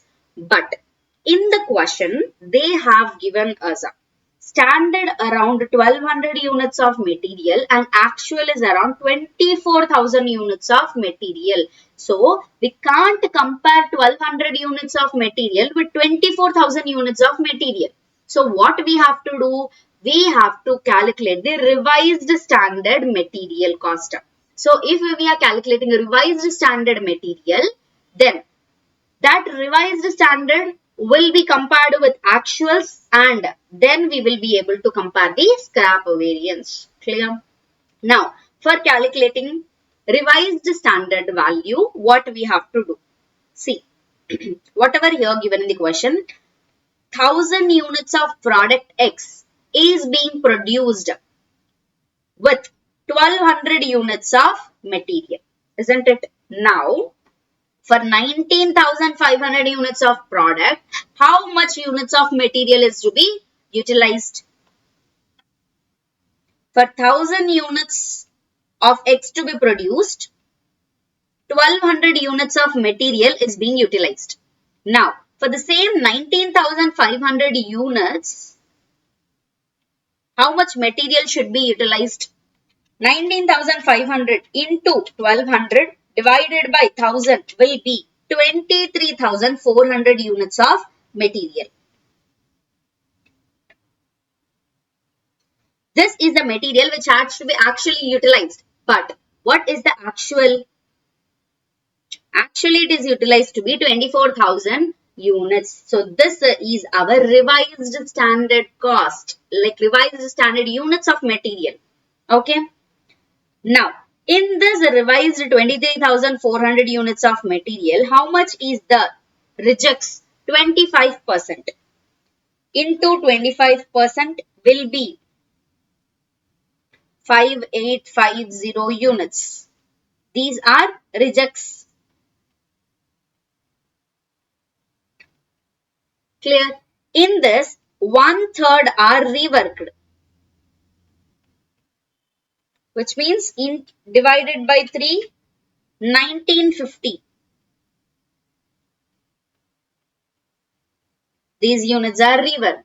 So, 5850 minus 1950 will be 3,900 units, which are our scrap units. Isn't it? Now, this 3,900 units of scrap units are being sold for how much rupees? 5 per unit. Into 5 will be 19,500.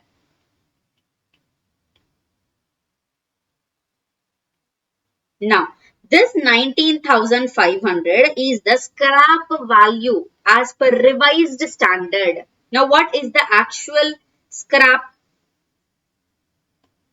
Actual scrap value which we have calculated is around 22,500. So, the difference between this 22,500 and 19,500 which we have calculated as a revised is 3,000. So, that 3,000 is our scrap variance. Clear? Now, again, I'll explain. See, actual scrap is 22,500 which we have already calculated. Now, this 22,400 will be, if we are doing this standard quantity calculation, revised standard quantity if we calculate, then the amount will be 23,400. In this 22,400, 25% are rejects. In this rejects, 1/3 are reworked. So 2/3 are nothing but scrap. So 2/3 will be around 3,900. This scrap is sold for 5 per rupees. It is 19,500. So this is the scrap value which is 19,500 as per standard. So difference between actual scrap and standard scrap will be our scrap variance. Clear? I hope that's clear. So that is how we will calculate the material quality variance and scrap variance. So I hope this question is clear to you.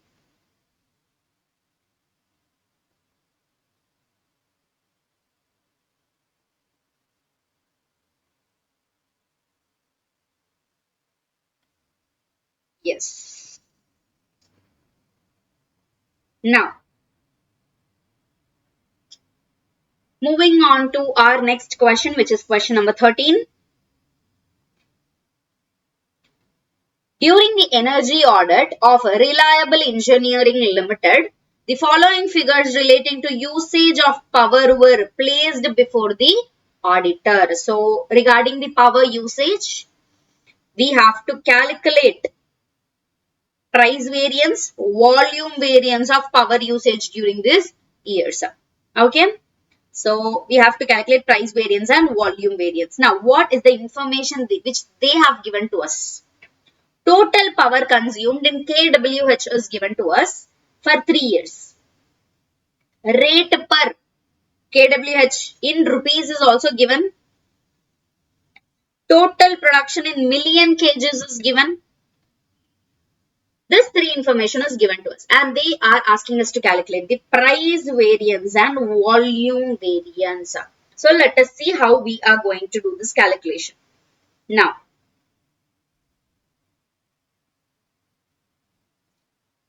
the power usage of Reliable Engineering Limited is given below along with the productivity measures and price variance and volume variance.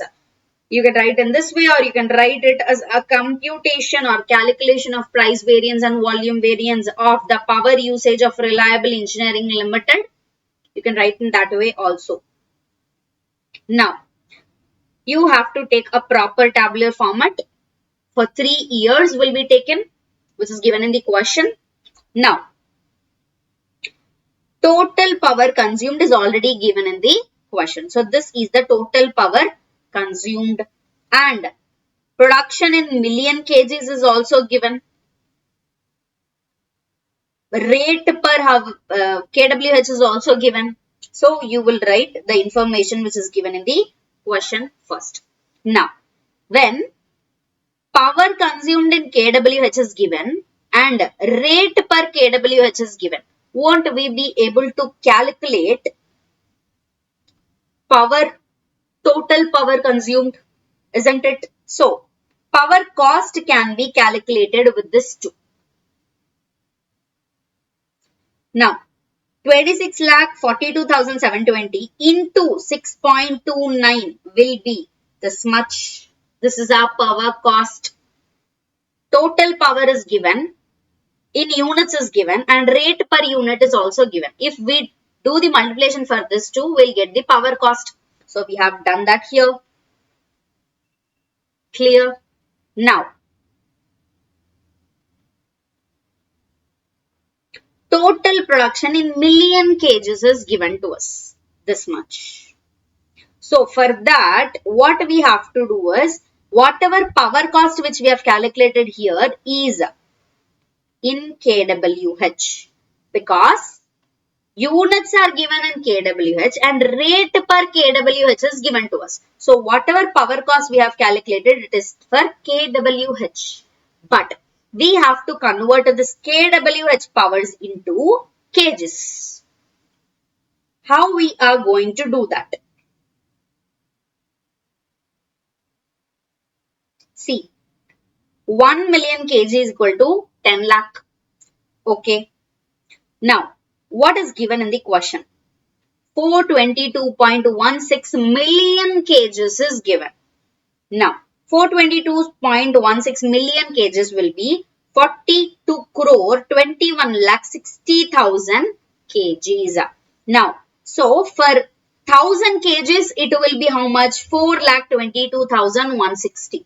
So, whatever we have calculated as a kWh power cost, if we do the division of kgs, so kWh, whatever the power cost which is there, that total power cost, if we are dividing with the units of kgs, so the power cost is that total power cost. If we are dividing it with the kg units, then we will get power cost per kg, isn't it?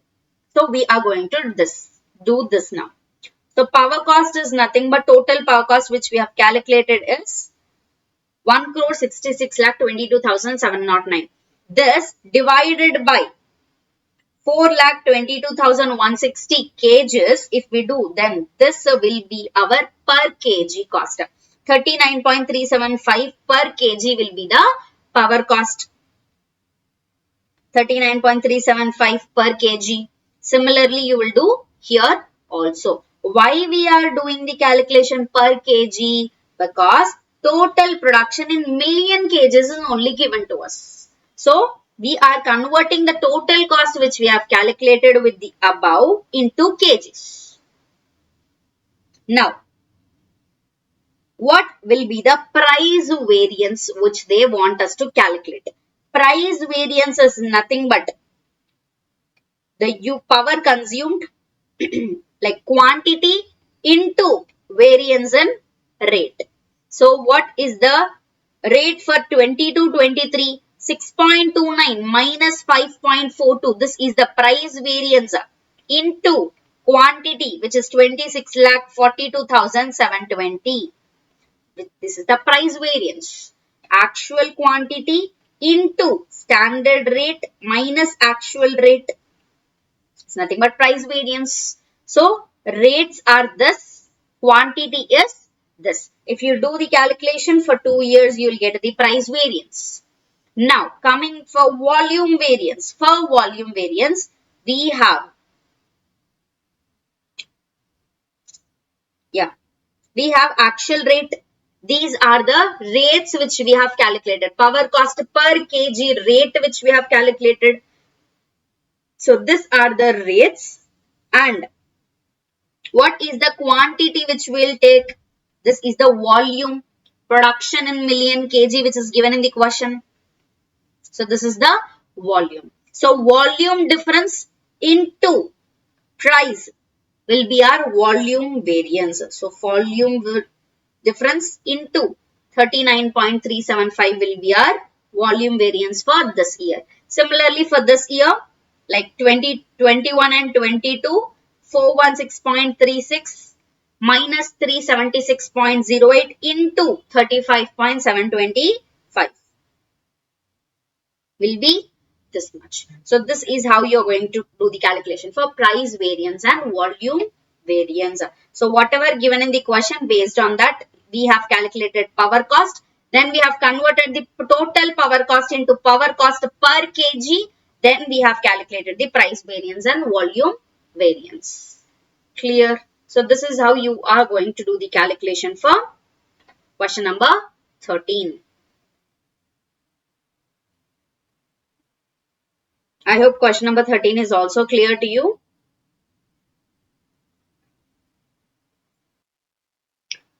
Moving on to our next question, question number 14. What is given in this question? The following is a summary of profit and loss account of Ms. Strawberry Company Limited for the year ended 31st March 2017. So, profit and loss account is given to us.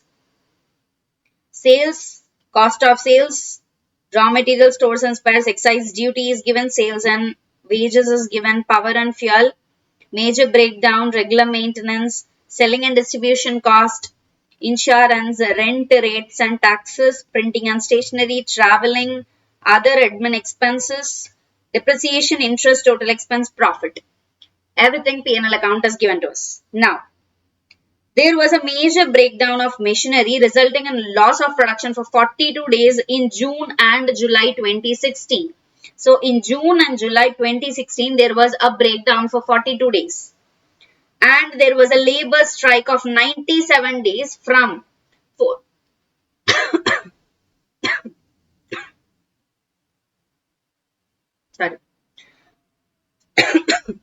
So, there was a labor strike of 97 days from 14th of February 2017 to 21st of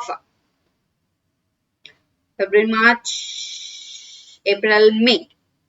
21st of May 2017. The company produced a single product, steel billet, and the production during the year was 9,42,000 kgs. So, production in units is given to us, which is 9,42,000 kgs. You are required to compute the amount of abnormal cost on account of the breakdowns and strike and the impact on cost per unit of output.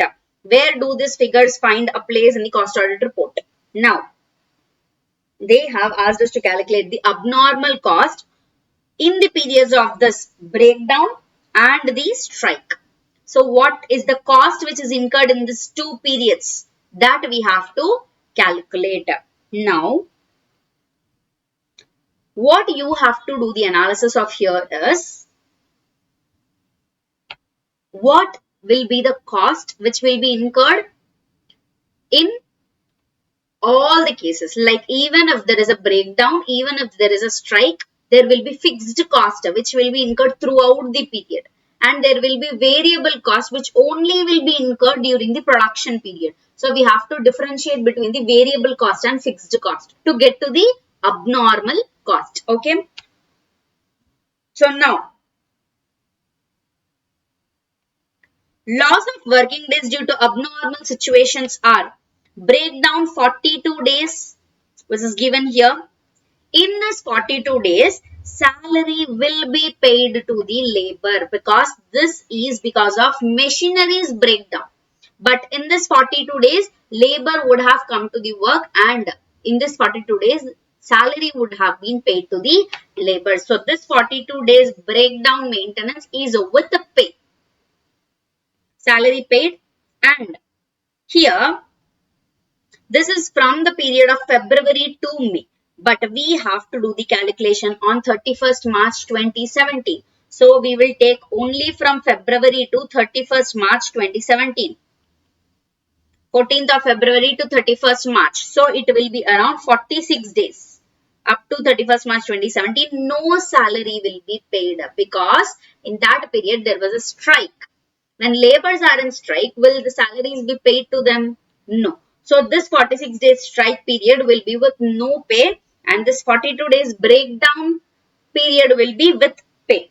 So total will be 88 days, which is abnormal days calculation. Now, what are the sales given? 13,540 lakhs. So we'll take the income as 13,540 lakhs. Now, what is the variable cost in all this? Raw materials, stores and spares will be the variable cost. That will take raw material 5,600 is taken. Excise duty is also variable cost 830.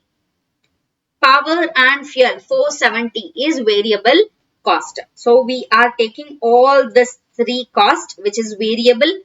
Variable cost is around 6,900. Now, sales minus variable cost will be our contribution margin, isn't it? So, what is the sales given? 13,540 minus variable cost is 6,900. So, 6,640 will be our contribution margin. Now, what will be the fixed cost? For fixed cost calculation, here total expenses is given as 13,146. So, from this 13,146, if we are deducting materials, excise duty, power and fuel, then the rest of them will be the fixed cost, isn't it? So this is a simple calculation trick. You don't have to calculate each and everything one by one. Okay, fixed cost is 13,146. Total expenses minus variable expenses will be our fixed cost. So by which we got 6,246 as our fixed cost. So this is a first calculation in which we have separated the variable cost and fixed cost. From the total cost, we have bought variable cost and fixed cost. Now, whatever this fixed cost is there, that has to be incurred during all the cases. But in this fixed cost also, we have something called as salaries and wages.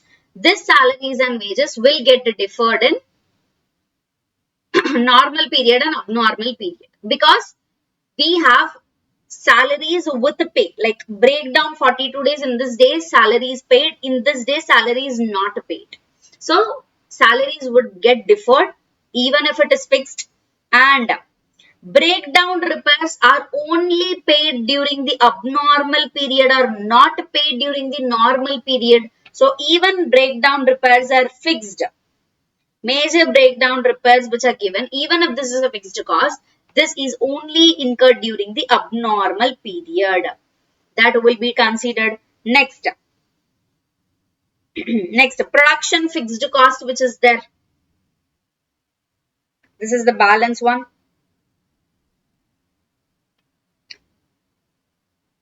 Yes, that's it. So we are going to calculate the abnormal and normal cost from the total fixed cost. Okay.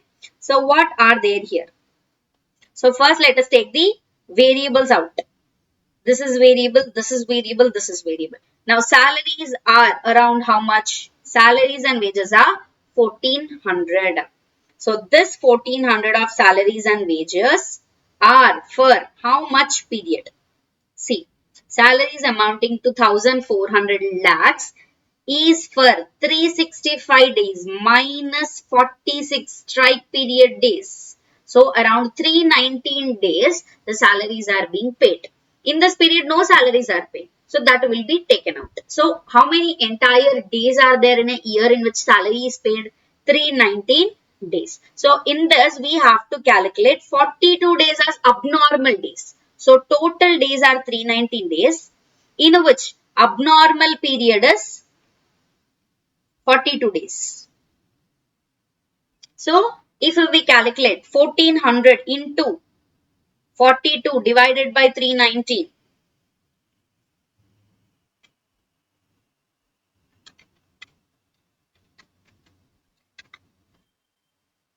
we'll get 184.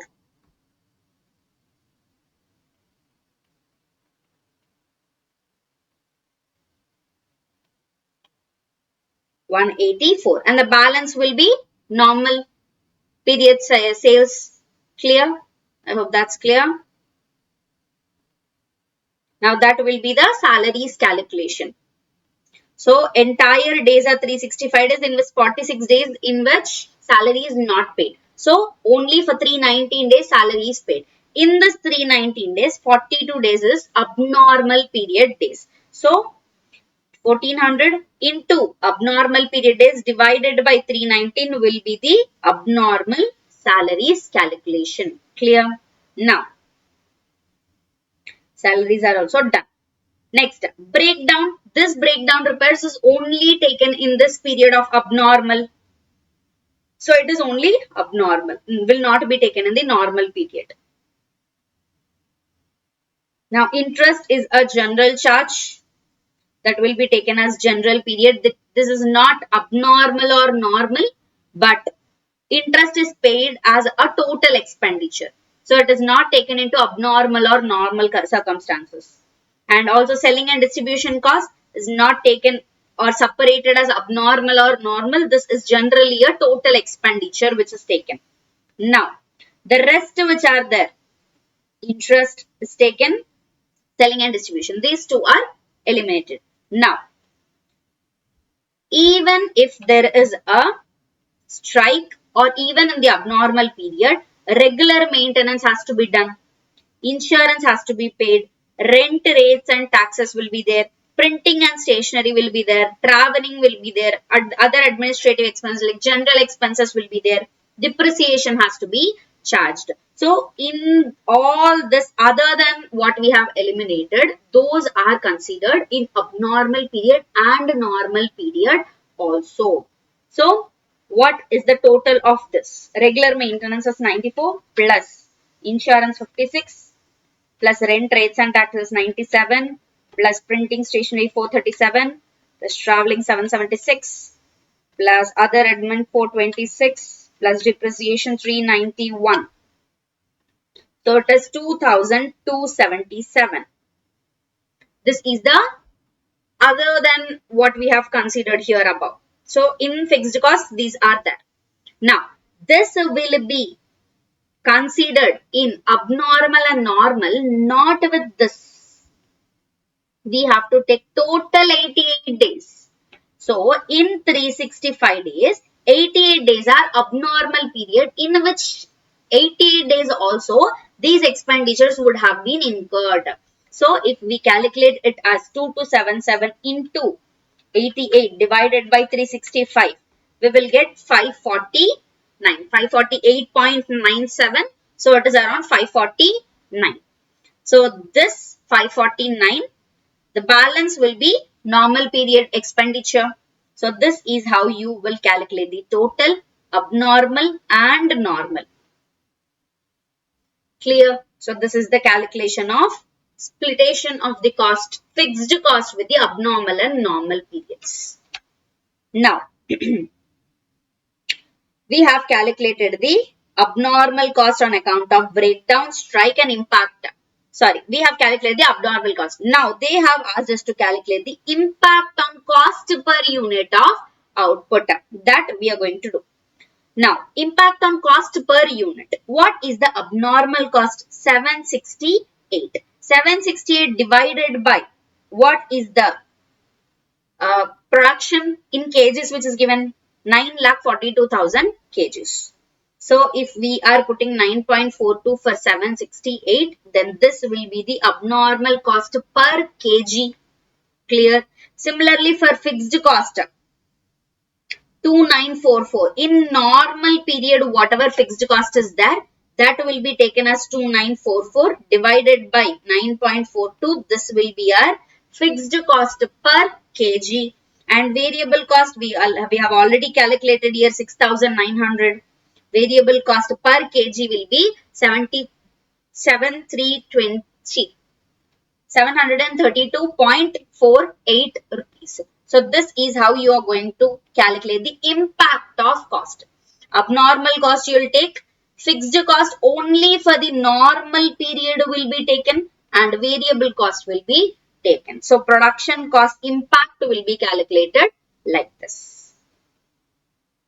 Now, interest, selling charges are not included in the cost of production. So we are not considering it into abnormal or normal periods.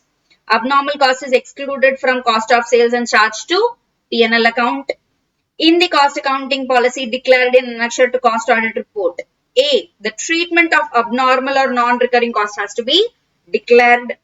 The analysis of value addition, distribution of earnings show extraordinary expenses as post-value addition. You don't have to write these 2 points, but these two will be the important note points which you have to write in your examination. So I hope it's clear. So how we have calculated the abnormal cost and how we have calculated the impact on cost per unit of output. So yes, that's regarding our question number 14. I hope that's clear.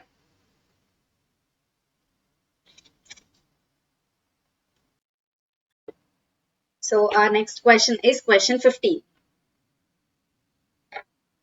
What is this question asking for? Opening stock of raw materials is given to us 5,000 units, which is around here rupees symbol is there, 1,80,000 rupees. Purchases of raw materials are this much units, 17,500 units for 7,000 rupees, sorry, 7 lakh rupees. Closing stock of raw materials 3,500 units. Freight inwards in amount is given 85,000. Self-manufactured packing material for purchased raw materials only is 60,000 rupees. Including share of administrative overheads relating to marketing sales is 8,000. So in this raw materials only, marketing sales are also there. Demurrage charges levied by transporter for delay in collection is this much, 11,000 rupees. Normal loss of materials due to shrinkage in transit, 1% of materials purchased. So normal loss is given to us as 1%. Abnormal loss due to absorption of moisture before receipt of materials is 100 units. Calculate the value of closing stock. So by using average cost method, we have to do the calculation of value of closing stock. I think this question is asked in June 2022 syllabus. In June 2024 attempt. In the recent attempt, this question is asked, I guess. Yes. So they have asked us to calculate the value of closing stock. So computation of value of closing stock of raw materials using average cost method. Now, what is opening stock of raw materials is given? 1,80,000 for 5,000 units. That we will take. Now, add purchases of raw materials, which is 17,500 units for 7 lakhs. Freight inwards is given. Closing stock will be taken at last. Freight inwards is given as 85,000. Next. self-manufactured packing materials for purchase raw materials only is 60,000, in which 80,000 is marketing sales. So 60,000 minus 8,000 will be our 52,000, which is our cost of self-manufactured packing material cost. Then what is given? Demurrage charges is given to us. Demurrage charges will not be taken. Then what we are going to do? We are going to calculate the normal loss and abnormal loss. What is the normal loss? Normal loss of materials due to shrinkage is 1% of materials purchased. So what is the purchase cost? 7 lakhs. So this 17,500 into 1% will be the normal loss of units. 175 is the normal loss units. Coming to abnormal loss. Abnormal loss due to absorption moisture before receipt is 100 units. 100 units they have already given to us. Now what is the amount of abnormal cost we are going to calculate? So this is the entire cost, isn't it? 7 lakhs plus 85,000 is the cost. This is self-manufactured. This is not bought out. This is bought out, purchase materials plus freight inwards. So this is the cost which we have incurred for bringing that materials. While bringing that materials, there was a moisture lossage, which is abnormal loss. So that amount which we are taking here. So 7 lakh plus 85,000 only should be considered into 100 divided by 17,500 units, nothing but doing the cross multiplication, then we'll get the amount of abnormal loss. So cost of raw materials 5,000 plus 17,500 less 100 less 175 will be this much, and the amount will be this much. So this is the cost of raw materials. Now how we are going to calculate the value of closing stock? Closing stock is already given in our question to be 3,500 units. So, what will be the value? Total cost divided by total units minus. So, this is the total units minus normal units into value of closing stock. So, what is the total units? 17,500 plus 5,000 is 22,500. So 22,500 minus 175 will be 22,325 units. So these are the units. So total cost divided by 22,325 into 3,500 units of closing stock will be the formula for value of closing stock calculation. If we do that, then this will be the amount. So this is how you will calculate the value of closing stock. If we reduce the value of closing stock from the cost of raw materials, then this will be the cost of raw materials consumed. So opening stock plus purchases less abnormal loss less closing stock will be cost of raw materials consumed. This much. Clear? So they have asked us to calculate value of closing stock. So this is how you will do the value of closing stock. Total cost divided by total units minus units of normal. Total cost divided by total units minus units of normal loss into value of closing stock. So this will be the formula which you have to remember. Units of normal loss adjusted in quantity only and not in cost, as it is a includable item. Cost of self-manufactured packing materials does not include any share of administrative overheads or finance cost or marketing overheads. Hence, marketing overheads are excluded. Here, marketing overheads we have excluded because that will not be included. Abnormal loss of materials arose before the receipt of raw materials, hence valuation done on the basis of cost related to purchases only. As I have told you, only this is taken. This will not be taken for abnormal loss calculation. Value of opening stock is not considered for the arriving at the valuation of abnormal loss. So while calculating abnormal loss calculation, only purchases and freight inwards will be taken. Self-manufactured cost will not be taken. So that for that you have to write the note points. Okay. So yes, getting this question again, there is a chance probability of 50%, but as it is asked in the previous attempt, this couldn't be repeated, but repeating chances are also there for 50%. So I hope you have understood how to do the calculation for value of closing stock. That is our 15th question. Now, coming to our last 5 questions. 16th question, which is profit reconciliation statement. The financial profit and loss account of Panwood Limited, a manufacturing company, for the year ended 31st March 2019 was given to be 1,15,71,480. During the course of cost audit, it was noticed the following. What they have noticed? Some discarded assets sold off, which fetched a profit of 95,000. Interest was received amounting to 1,05,000. So, before reading entire thing, we'll do the adjustments along. Okay. You are required to prepare a reconciliation statement between two accounts and work out the profit as per cost accounts. So, we have to do the preparation of reconciliation statements for this Panwood Limited for the year ended March 31st, 2019. Now, according to company's cost records and audit rules 2014, this will be a starting answer which you're going to start with. According to company's cost records and audit rules 2014, cost auditor has to prepare and submit his cost audit report in form CRA 3.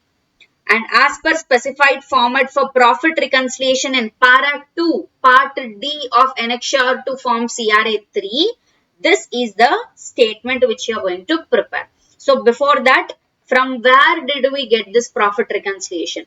The profit reconciliation statement format is specified in form CRA 3, in which cost auditor will submit his cost audit report as per part D para 2. So that you have to specifically mention in your answer. So Panwood Limited, statement showing reconciliation of profit and loss between the cost and financial accounts for the year ended 31st March 2019. This will be a heading for the answer. Next, particulars, amount and amount. So financial profit is given to us. We have to derive the costing profit. So financial profit is given to us as 1,15,71,480. You will take that. Now, you will add the expenses or losses not considered in the cost accounts. Now, format is this way. Profit as per financial accounts will be taken. Add expenses or losses not considered in the cost accounts less incomes not considered in the cost accounts. Then you will get the profit as per cost account. So this is the profit of format of profit reconciliation which you have to remember. Okay. Now, what are the adjustments? One by one we'll look. Some discarded assets sold off which fetched a profit of 95,000. Now, assume that your right hand is your financial accounts and your left hand is your cost accounts. Some discarded assets are sold off and profit has been recognized at 95,000 rupees. This is recorded in your financial accounts. So, financial accounts is right hand. Okay. So, profit is recorded in the financial accounts. So, financial accounts profit is higher. But this profit is not recorded in the cost accounts. So, it is lower. We need cost accounts profit. So, from this profit, we will reduce it so that we will get the costing profit. Clear? We have financial accounts profit given in the question. Now, whatever this assets profit is there, that is recorded only in the financial accounts. It is not recorded in the cost accounts. So, costing profit is lower when compared to the financials profit. So, we are bringing that financial accounts profit down. So, this will be less. Less profits. So, less incomes and profits. So, profit and incomes will be reduced. Expenses or losses will be added back.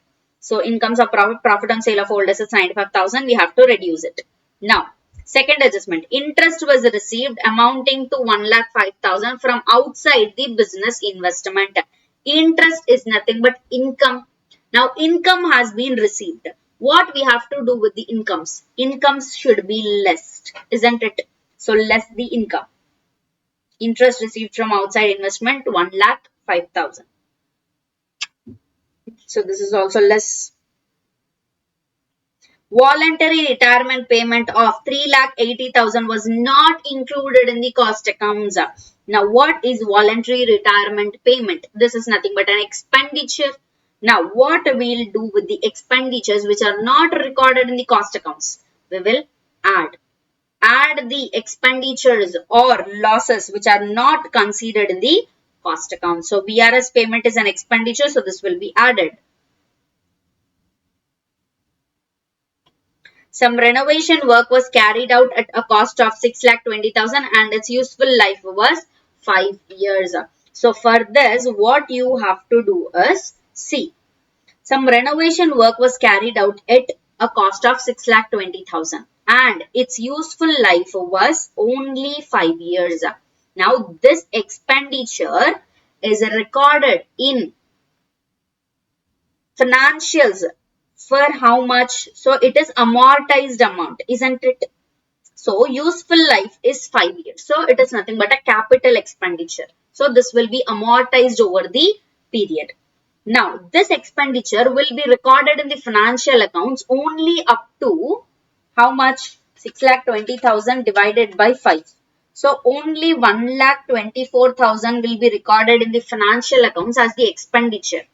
But in cost accounts, entire 6,20,000 will be recorded as the expenditure. So, whatever the expenditure which is not considered in the cost accounts should be added back. Clear? See, now, some renovation work was carried out at a cost of 6,20,000 and this is useful life for 5 years. This is nothing but a capital expenditure. Now, till now, how much amount would have been recorded in the financial accounts? Only this much because it is a capital expenditure and it is amortized over the period. Now, 1,24,000 only is recorded in the financial accounts as expenditure. So, this expenditure is not considered in the cost accounts also. So, whatever expenditure not considered in the cost accounts, that should be added back. Isn't it? So 4/5 of renovation expenses which is amortized will be added back. Only this much is considered now. What is not considered should be added back because that is not considered in the cost accounts also. So whatever the balance amount which is not recorded will be added back as the expenditure. Clear?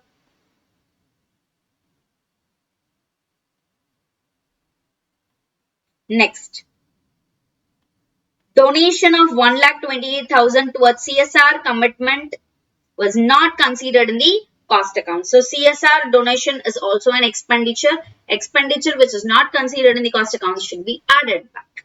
So this will be added back. Donation towards CSR committee, add 1,28,000. Insurance claim of 18,05,000 relating to previous year received during the current year. Insurance claim is nothing but an income.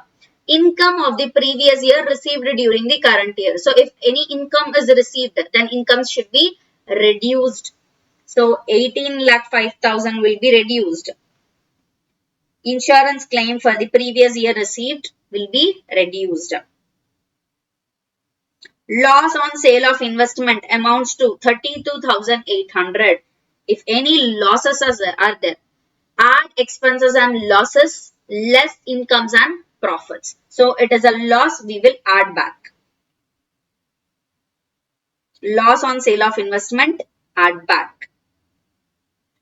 The closing inventory of raw materials were undervalued 30,600 and that of finished goods was overvalued to this amount. So for stock calculation, I'll tell you one thing. always remember that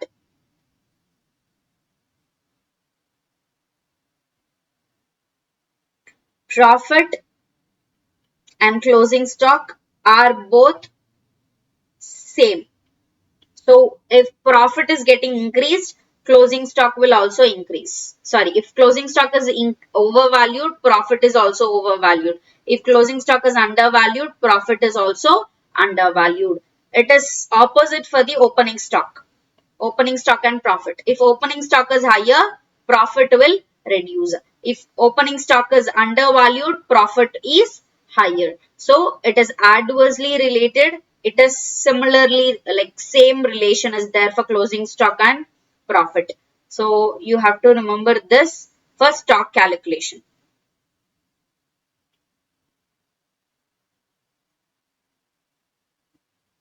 So here what they have told us, the closing stock is given of raw materials was undervalued. So if closing inventory is undervalued, which means profit is also reduced. Now profit is reduced in the financial accounts, but profit is higher in the cost accounts. So we will increase the profit which is lower in the financial accounts. See, in financials, if closing stock, yes, it is given in financial records only. So if in financials closing stock is lower, which means in financial records profit is also lower, which means in costing profit is higher. So we need costing profit. So whatever this amount is there, this will be added back. And that of finished goods was overvalued. See, closing stock of finished goods is overvalued, which means higherly recorded, which means profit is also higher in the financial records, but in costing, the profit is lower. In financials, it is higher, in costing, it is lower. So, we need costing profit. We have to reduce it. So, this will be reduced. So, if we are lessing 2,30,700 and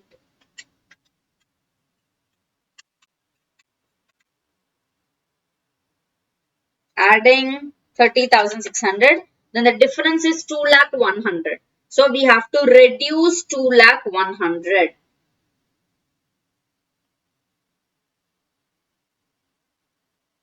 Effect of undervaluation or overvaluation of closing inventory, 2,100,000. Now next, adjustment post-retirement medical grant to the extent of 2,80,000 was not considered in the cost account. So what is this post-retirement medical grant? It is nothing but an expenditure. Expenditure not considered in the cost accounts should be added back. Add.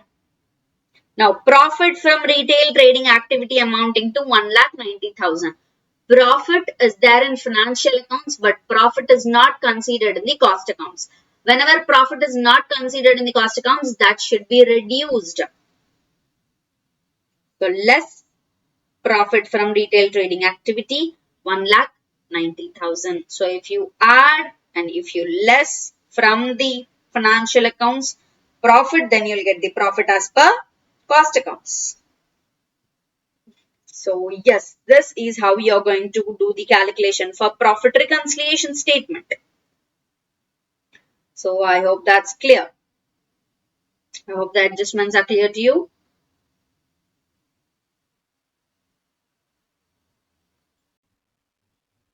Moving on to our next question, question number 17. Let us see what is given in this question. The profit as per financial accounts of Ms. Kalimpong Himalaya Private Limited for the year 22-23 was 1 crore 54 lakhs 28,648. So this is the profit in financial accounts of Ms. Kalimpong Himalaya Private Limited. Now, the profit as per cost accounting records for the same period was less. What is that profit they didn't give us? You are required to prepare a reconciliation statement and arrive at the profit as per cost records. The following details are collected from the financial schedules and cost accounting records. In this table, both financial accounts data is given, cost accounts data is given. we have to do the difference, whatever difference is there, we have to find out that, and we have to prepare the reconciliation statement. So we are going to do that. Now, before starting, I have told you to write something. So you have to write this before your answer. According to the company's cost records and audit rules 2014, cost auditor has to prepare and submit cost audit report in form CRA 3 as per specified format for profit reconciliation in para 2 part D of annexures to CRA 3. This is the below reconciliation statement. So this you have to write first. Then you have to put your heading as a Ms. Kalimpong Himalaya Private Limited.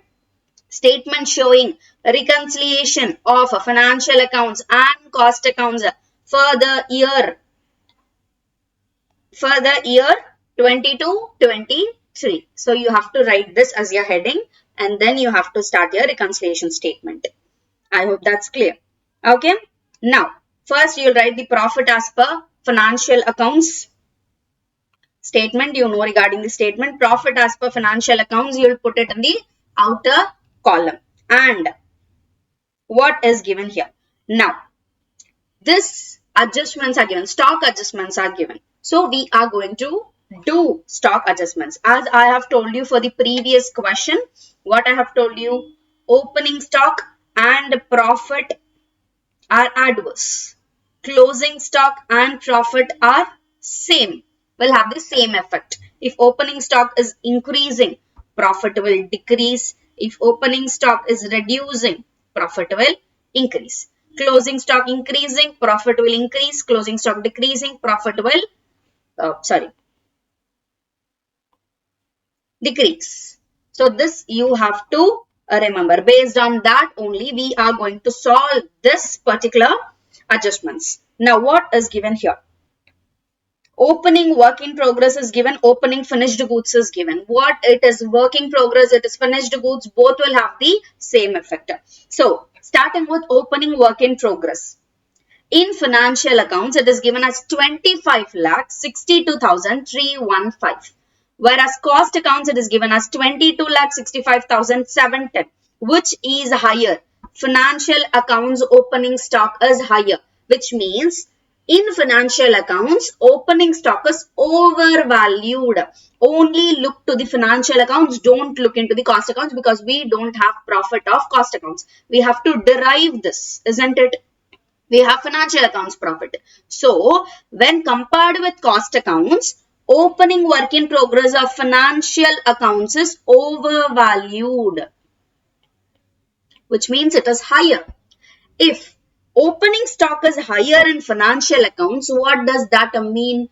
Profit is reduced in financial accounts when compared to cost accounts. So, financial accounts profit is here. Cost accounts profit is here, which means in cost accounts it is higher. So, we need cost accounts. We have to add back the difference to get the cost accounts up. Clear? I hope that's clear too. So, now what will be the difference? 25,62,315 minus 22,65,710. So, the difference is 2,96,605. So, this difference will be added. Clear? Now coming to the second adjustment. Finished goods. Opening finished goods of cost accounts is higher. Financial accounts is lower. Which means financial accounts opening stock is undervalued. If opening stock is undervalued, profit is higher. Which means in financial accounts profit is higher. In cost accounts profit is lower. So, we need cost accounts. So, for that, whatever higher is there in financial accounts, we have to reduce that. So, this difference will be reduced 2,92,18,950 minus 2,65,47,520. So, the difference is 26,71,430. So, this will be reduced. Now, coming to closing work in progress. Closing work in progress in financial accounts is higher than cost accounts, which means in financial accounts it is overvalued. If a closing stock is overvalued in financial accounts, which means profit is also higher in financial accounts when compared to cost accounts, isn't it? Now, if profit is higher in financials and if profit is lower in cost accounts, we need cost accounts profit. Whatever higher profit is there, we will reduce it. So we have to reduce this 42,75,640 minus 37,36,346. So if we reduce it, 5,39,294. This will be reduced. Clear? Now getting to the next. Closing finished goods. Now, this is higher in cost accounts when compared with financial accounts, which means in financial accounts, it is undervalued. Undervaluation of closing finished goods. If closing stock is undervalued, profit is also lower in financial accounts when compared to cost accounts. So, in financial accounts, profit is lower. In cost accounts, profit is higher. We need cost accounts profit. Whatever difference is there in financial accounts, that will be added back. Clear? Now, whatever difference is there here, we will add back. 4 crore 35 lakh 25,149 minus 3 crore 72 lakh 59,430. So, this difference is 62 lakh 65,790. This will be added. Clear? So, this is how you will do the adjustments. See, and how you have to write it, you will not just write it as opening work in progress this much, opening finished goods this much. You have to write undervalued or overvalued. So, what is happening here? It is overvalued. Overvaluation of opening work in progress. You have to add the amount. Then, what is happening here? It is undervalued. Undervaluation of opening finished goods. You have to reduce. Then, closing work in progress. Overvaluation of closing work in progress. You have to write overvaluation of closing work in progress and you will reduce it. Then, closing finished goods. Undervaluation of closing finished goods. You will add that. So, this is how you are going to do the stock calculation. Okay. So, I hope that's clear. Now, coming to our next adjustment. Interest income from intercorporate deposits, which means this is only given in the financials, which means it is not at all recorded in the cost accounts. Income which is not considered in the cost accounts should be reduced, which we already know. So, this income should be minused. Less incomes not considered in the cost accounts, interest income from intercorporate deposits, you will reduce that amount. Now, donations given, which is only recorded in the financial accounts but not considered in the cost accounts. Donations given, which means it is an expenditure. Expenditure or expenses not considered in the cost accounts should be added back. So, this 4,85,560 expenses not considered in the cost accounts, donations given, 4,85,560 will be added back. Now, loss on sale of fixed assets. This loss on sale of fixed assets is only written in the financial accounts, is not considered in the cost accounts, which means in financial accounts, loss is recorded. In cost accounts, loss is not recorded. We need costing profit. So, whatever loss is recorded, we will add back. So, this loss of sale of fixed assets should be added back. Loss on sale of fixed assets, add back this much. Clear? Now, value of cement taken for own consumption. See here. Now, see, whatever value of cement taken for own consumption is nothing but a captive consumption. So, whether it is self-manufactured or whether the cement is bought out, whatever it could be. The cement which is there in their own factory, they are taking that for own consumption, which means if that could have been sold out, not utilization is taken, but it is sold out, then there could be some profit. That profit has been lost because of this consumption, isn't it? Now, this value of cement taken for own consumption is recorded in financial accounts as 3,82,960. Whether in cost accounts it is recorded as 3,62,426. Now, the own consumption which is recorded in financial accounts is higher when compared to cost accounts, isn't it? Which means in cost accounts, the balance figure which is there, that has been sold out and the profit has been recorded in the cost accounts. But in financial accounts, that profit is not recorded, isn't it?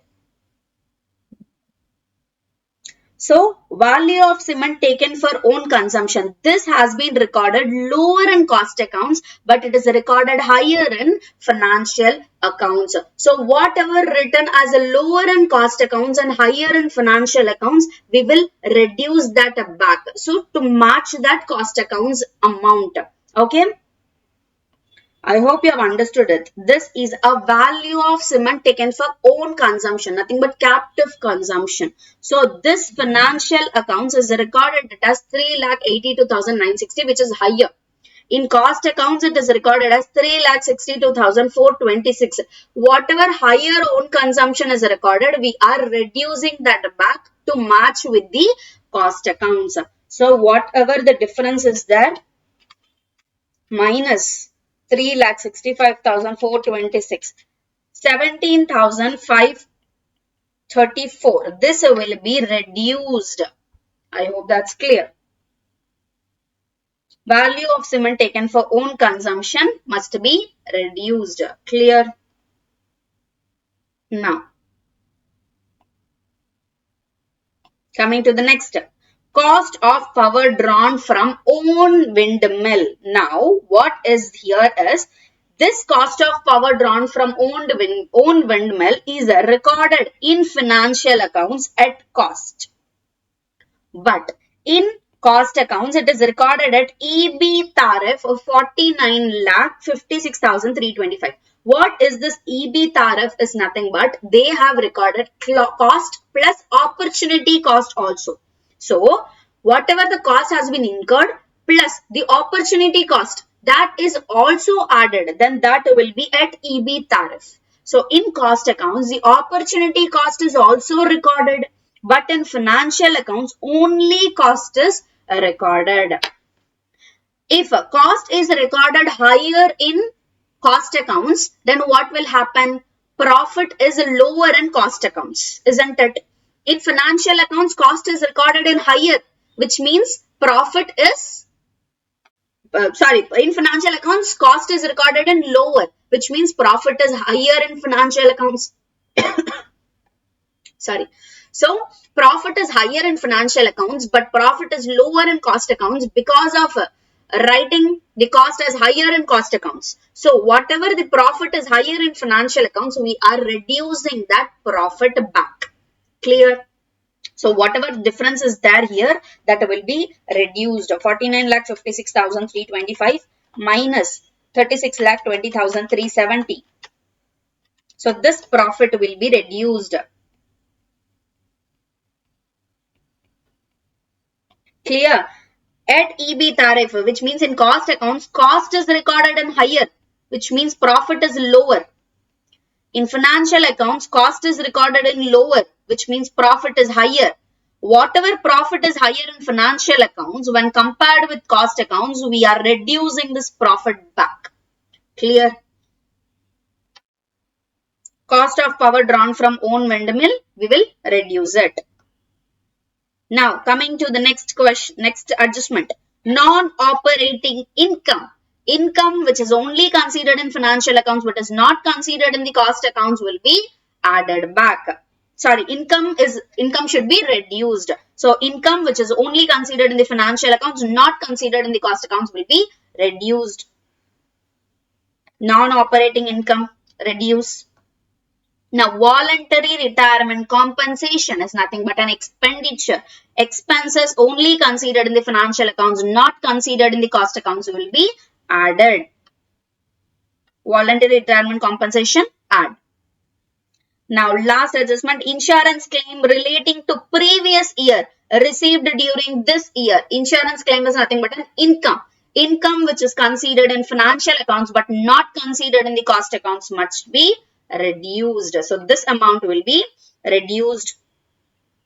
Insurance claim, reduce. So, after writing this, so you'll write first adjustments. You'll write it the amount in the outer column, then add expenses not considered in cost accounts, outer column, less incomes not considered in cost accounts, outer column, then you'll do the total, you'll write at the down. And you have to write here profit as per cost accounts. I've not written here, but you have to write it as profit as per cost accounts is this much. So this will be your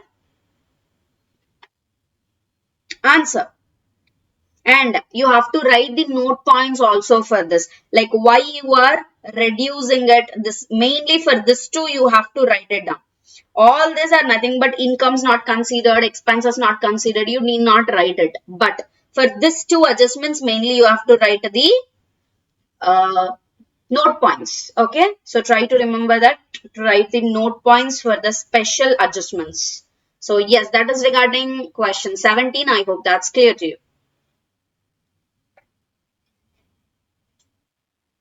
Moving on to our next question, which is question number 18. So what is given here?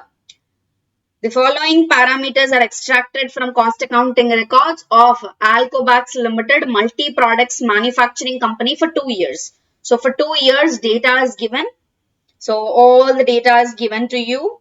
You are required to compute the following ratios as stipulated in part D, para 4 to the annexure to the cost audit report under the company's cost records and audit rules 2014 for the year ended March 31st, 2019 and March 31st, 2018. So ratios question can be asked, I have told you. So this is the ratios question. Simple one. You have to calculate profit before tax. You have to calculate a value addition. Then you have to do profit before tax to value added. Then you have to do value added to net sales. Profit before tax to net revenue from operations. Net revenue from operations is also nothing but net sales. So you have to do the percentages for this three. You have to calculate the ratios for this three. So first, how you will start the answer? You will write this.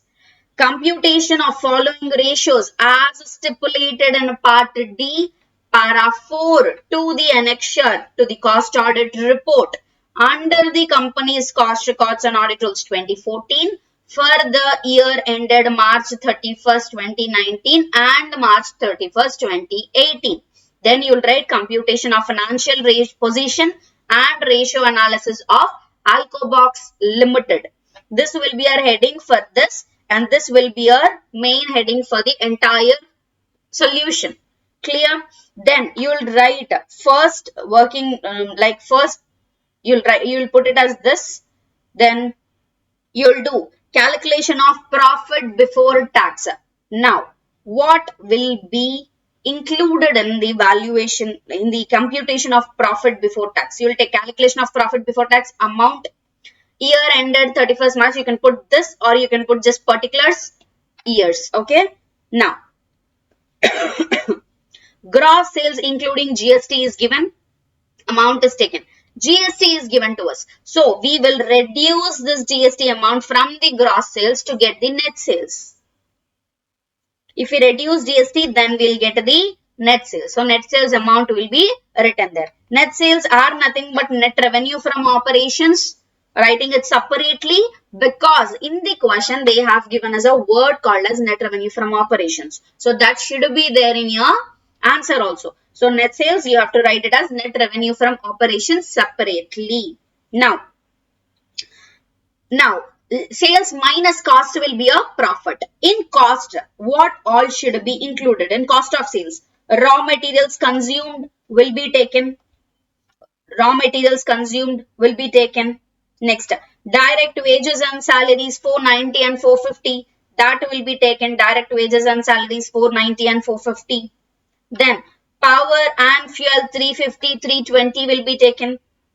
Power and fuel 350, 320. Next, stores and spares consumed 80 and 70. Stores and spares 80 and 70. Next, there is a repairs. Repairs and maintenance 70 and 60. That is also considered as a cost only. Then, depreciation charge to production cost centers 220 to 10. That will be considered 220 to 10. Next, factory overheads, salaries and wages, depreciation, rates and taxes, other overheads, all will be considered factory overheads including depreciation. If you include all this in the factory overheads, then you will get 190. Then administrative overheads, combinedly all these three. Sorry, here administrative overheads, you will take that. Then selling and distribution overheads, if you take all that, then you will get this. Then interest will be written separately, bonus and gratuity will be written separately. Yes, whatever there in the question, you'll include all those things in a proper format. Take a total of it. This is the total of cost. Then net revenue from operations minus total of B will be profit before tax. Clear? So, whatever there in the question, you'll write in a proper format. That's it. But presentation is important. So, yes, that is regarding the calculation of profit before tax. Then you will do the calculation for value addition. Second will be calculation of value added. You will take the amount in rupees in lakhs, particulars 2019 and 2018, which is given in the question. Now, net sales is already calculated here. So, you don't have to do again gross sales minus GST. You can write directly net sales. Net sales taken. Now, less cost of bought out inputs. You'll put this only. You'll not just write it as less cost. You'll write as less cost of bought out inputs. You have to write this less cost of bought out inputs. Now, what all will be considered in the value addition? Raw materials consumed will be taken. Direct wages and salaries will not be taken because value addition is nothing but whatever the company is getting in addition as a value by converting that raw materials into the finished goods. That is called as value addition. This wages and salaries are after getting the value, that value will be distributed to the employees as salaries, will be distributed to shareholders as dividend, will be paid to the government as taxes. So, value whatever the company is getting, that will be distributed earnings afterwards. This wages and salaries will not be included in the value addition part. Okay, so wages and salaries will not be taken. Raw materials consumed will be taken. Power and fuel will be taken. Stores, spares consumed will be taken. Repairs and maintenance will be taken. Depreciation will not be taken because depreciation is also from the value addition part. So, earnings part, we will not be including that into conversion of raw materials into finished goods. So, depreciation will not be taken. Now, in factory overheads, salaries and wages will not be taken. Depreciation will not be taken. Rates and taxes will not be taken. Other overheads will take that in the value addition calculation. Now, coming to administrative overheads, salaries and wages will not be taken. Rates and taxes will not be taken. Other overheads will consider this. Coming to selling and distribution overheads, salaries and wages will not be taken. Packing and forwarding, yes, will be taken. Depreciation will not be taken. Other overheads will be taken. So, these all you have to take. See, calculation of value addition. Direct materials consumed you will take. Stores, spares you will take. Power and fuel you will take. Repairs and maintenance you will take. Overheads combinedly written here, exclusive of salaries, exclusive of wages, exclusive of rates and taxes, depreciation. You will eliminate all that and you will write the overheads. Clear? Now you will take the total cost of bought out inputs. Value addition is nothing but net sales minus cost. Net sales less cost of bought out inputs is our value addition. This is the value added. Clear? Now, in this question, they didn't ask us regarding the earnings available for distribution. So, we don't have to do it. Now, what else we want?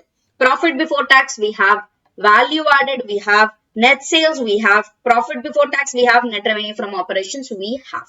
So, we can directly move on to the ratios. You have to put here as calculation of ratios. Put here, calculation of ratios as your heading. Then you will put particulars 2019, 2018. Then you'll do profit before tax to value added. What is profit before tax? 1300 divided by 3830. You'll get this percentage. Similarly for 2018 also. Next, value added to net sales. 3830 divided by 24,430 into 100. You'll get this percentage. Similarly for 2018. Profit before tax to net revenue from operations. What is profit before tax? 1300 divided by 24,430 into 100. You'll get this percentage similar to 2018. So this is how you will calculate the ratios. I hope this question is clear to you. For each and everything, separate table should be taken. Don't involve everything in the same table. Okay. Different tables will be taken. For each table, different heading will be given clearly. Amount will be written. Rupee symbol will be written. Commas will be put between the numbers like 1 comma lakh. If it's 1 lakh, 1 comma 00 comma 000. Commas are important. You have to keep headings which are very, very, very important. So these are the things which you have to remember. And before getting into the main question, introduction of the question is also important. You have to write something regarding that question and then you have to enter into the main answer. So yes, that is regarding our question 18. I hope that's clear. Moving on to our next question. Question number 19. Now what is given here? The following figures are obtained from cost accounting records of Vanilla Limited. All the information is given to us and they want us to do what? You are required to calculate the following parameters as stipulated. Part D, para 3 of annexure to cost audit report under the company's cost records and audit rules 2014 for the year ended March 31st, 2023 and March 31st, 2022. They have asked us to calculate value addition, earnings available for distribution, distribution of earnings to different claimants. So, separately, you have to do the calculation for value addition. First, you will write the thing which I have told you. Now, computation of the parameters as stipulated at part D, para 3 of the annexure to the cost audit report under the company's cost records and audit rules 2014 for the year ended March 31st, 2023 and March 31st, 2022. That will be a heading. Then you will come to Vanilla Unlimited. Then you will write computation of value addition. That will be a first format's heading, computation of value addition. Then you will put particulars, amount, 2023 and 2022.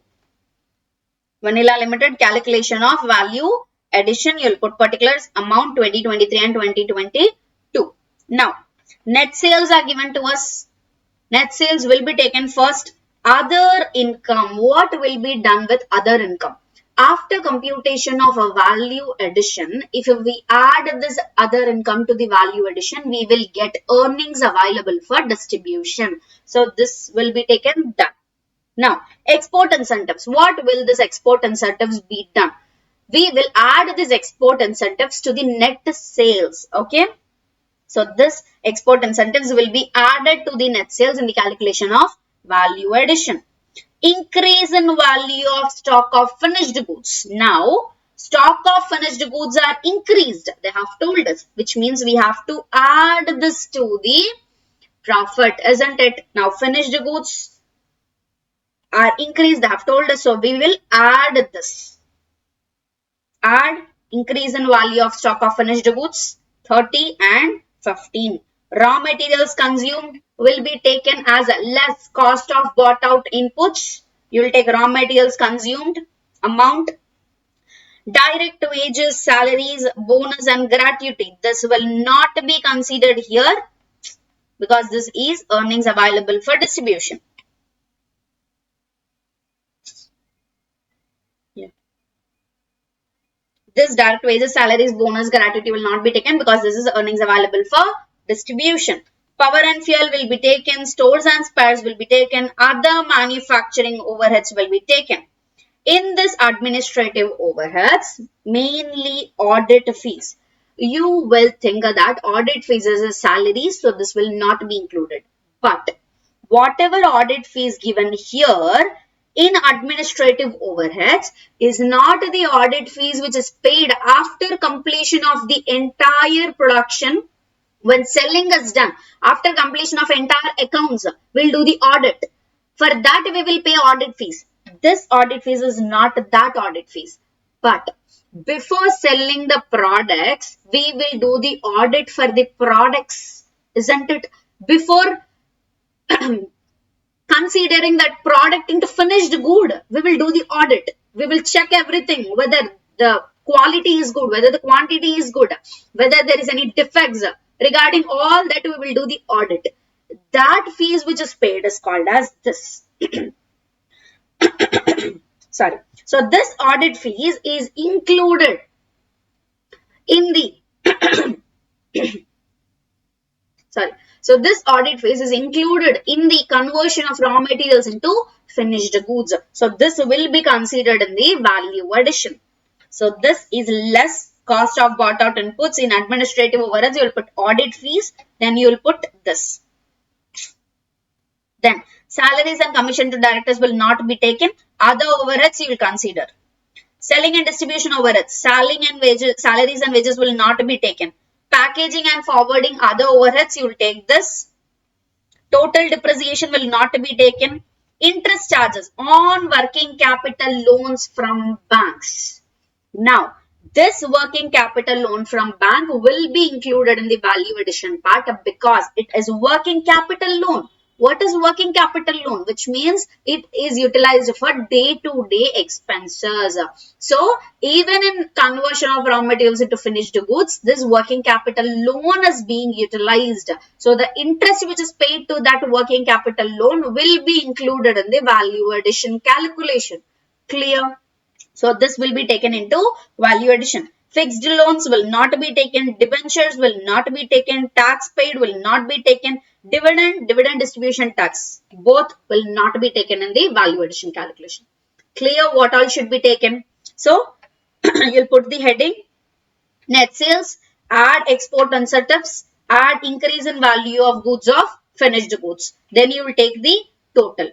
Next, less cost of bought out inputs, raw materials consumed, power and fuel, stores and spares, other manufacturing overheads. Then you'll put sorry, the throat is not well. Okay. Then you'll put it as administrative overheads. Then you'll put audit fees, other overheads. You'll put the amount. Then you'll put selling and distribution overheads. And you'll write packing and forwarding, other overheads. You'll put it. Then interest on working capital loans. You'll put the amount. Then you'll do the total for all these things. You'll put total B. You'll put this as A. Total of A. This is total of B. A minus B will be our value addition here. Clear? Presentation is important. So you have to put here selling and distribution overheads, administrative overheads, selling and distribution overheads, and then you have to write packing and forwarding other overheads. Okay? So don't forget to do that. I have not given here. Okay? Yes. That is regarding calculation of value addition. Now, value addition is completed. Earnings available for distribution. How you are going to do earnings available for distribution? You will take another table. The heading will be computation of earnings available for distribution. You will take particulars, year, amount. Like amount upper column, then in the lower column, years. Then you will put value addition which we have calculated. Value addition you will take. Then you will add other income to it. The Total will be the earnings available for distribution. So this will be a step 2, calculation of earnings available for distribution. Particulars, amount will be taken in lower column, years will be taken. Value addition, you'll write, add earning income from other sources. You'll take earnings available for distribution. Clear? Now, third thing, distribution of earnings to different claimants. So what you will do that? Now, step 3, distribution of earnings to different claimants. You'll take particulars, amount rupees in lakhs, then you'll take years. Now, what all are there as our earnings? Direct wages, salaries, bonus and gratuity are earnings available for distribution. Next, salaries, commission to directors are earnings available for distribution. Salaries and wages here are earnings available for distribution. Depreciation will be taken. On fixed loans will be taken. On debentures will be taken. Tax paid will be taken. Dividend paid will be taken. Dividend distribution tax will be taken. Did I forget anything? Yes. All this will be taken in earnings available for distribution. Yes. Direct wages, salaries and bonus. This. Total depreciation 180. Interest charges on fixed loans. Here I have involved all the salaries 786, isn't it? Now 660 plus 72 plus 54. 660 plus 72 plus 54, you'll get 786, which is here 786. So all salaries are included. Total depreciation you'll take, interest charges on fixed loans, interest charges on debentures, tax paid including provision, shareholders dividend, dividend distribution tax. Everything is taken. Now, whatever value addition is there, sorry, this is not value addition, this. Now, this is the total of earnings available for distribution. The total earnings should be distributed, isn't it? Now, whatever the balance is there, that will be company as retained funds. Clear? So, you'll take that as company's retained funds. So, working of retained funds, earnings available for distribution as this much. Employee cost.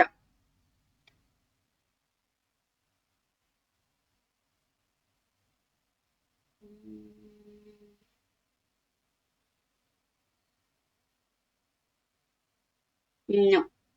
630. What is this? Dividend 630, interest 180, 135 plus 45, interest 180 is taken. Next, dividend is taken as 630, taxes, tax paid.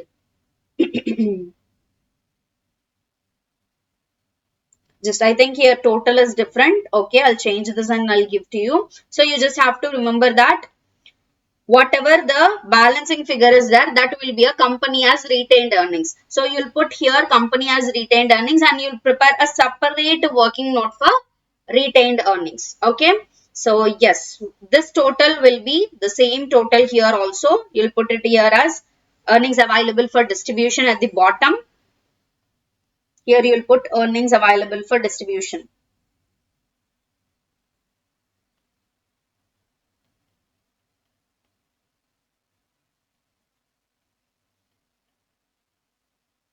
Or earnings distributed to different claimants. You can write that way also.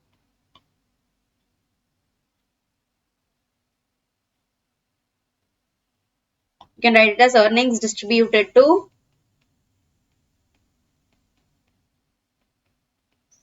different claimants.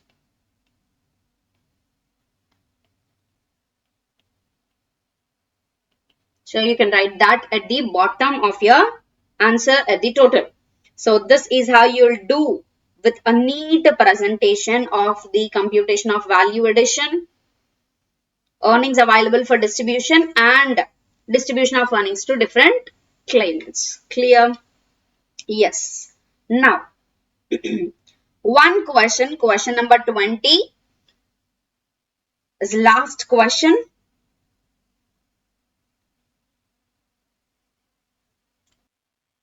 Yes, this question is question number 20.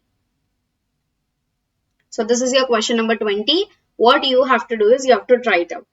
And I'm going to share this PDF in a Telegram channel, and there you will find the solution for this 20th question. Okay. So yes, simple.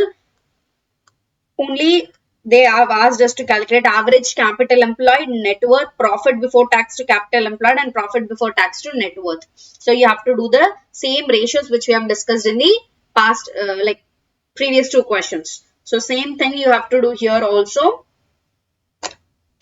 So yes, that's regarding our top 20 most important practical questions. I hope all the questions which we have discussed in this session is clear to you.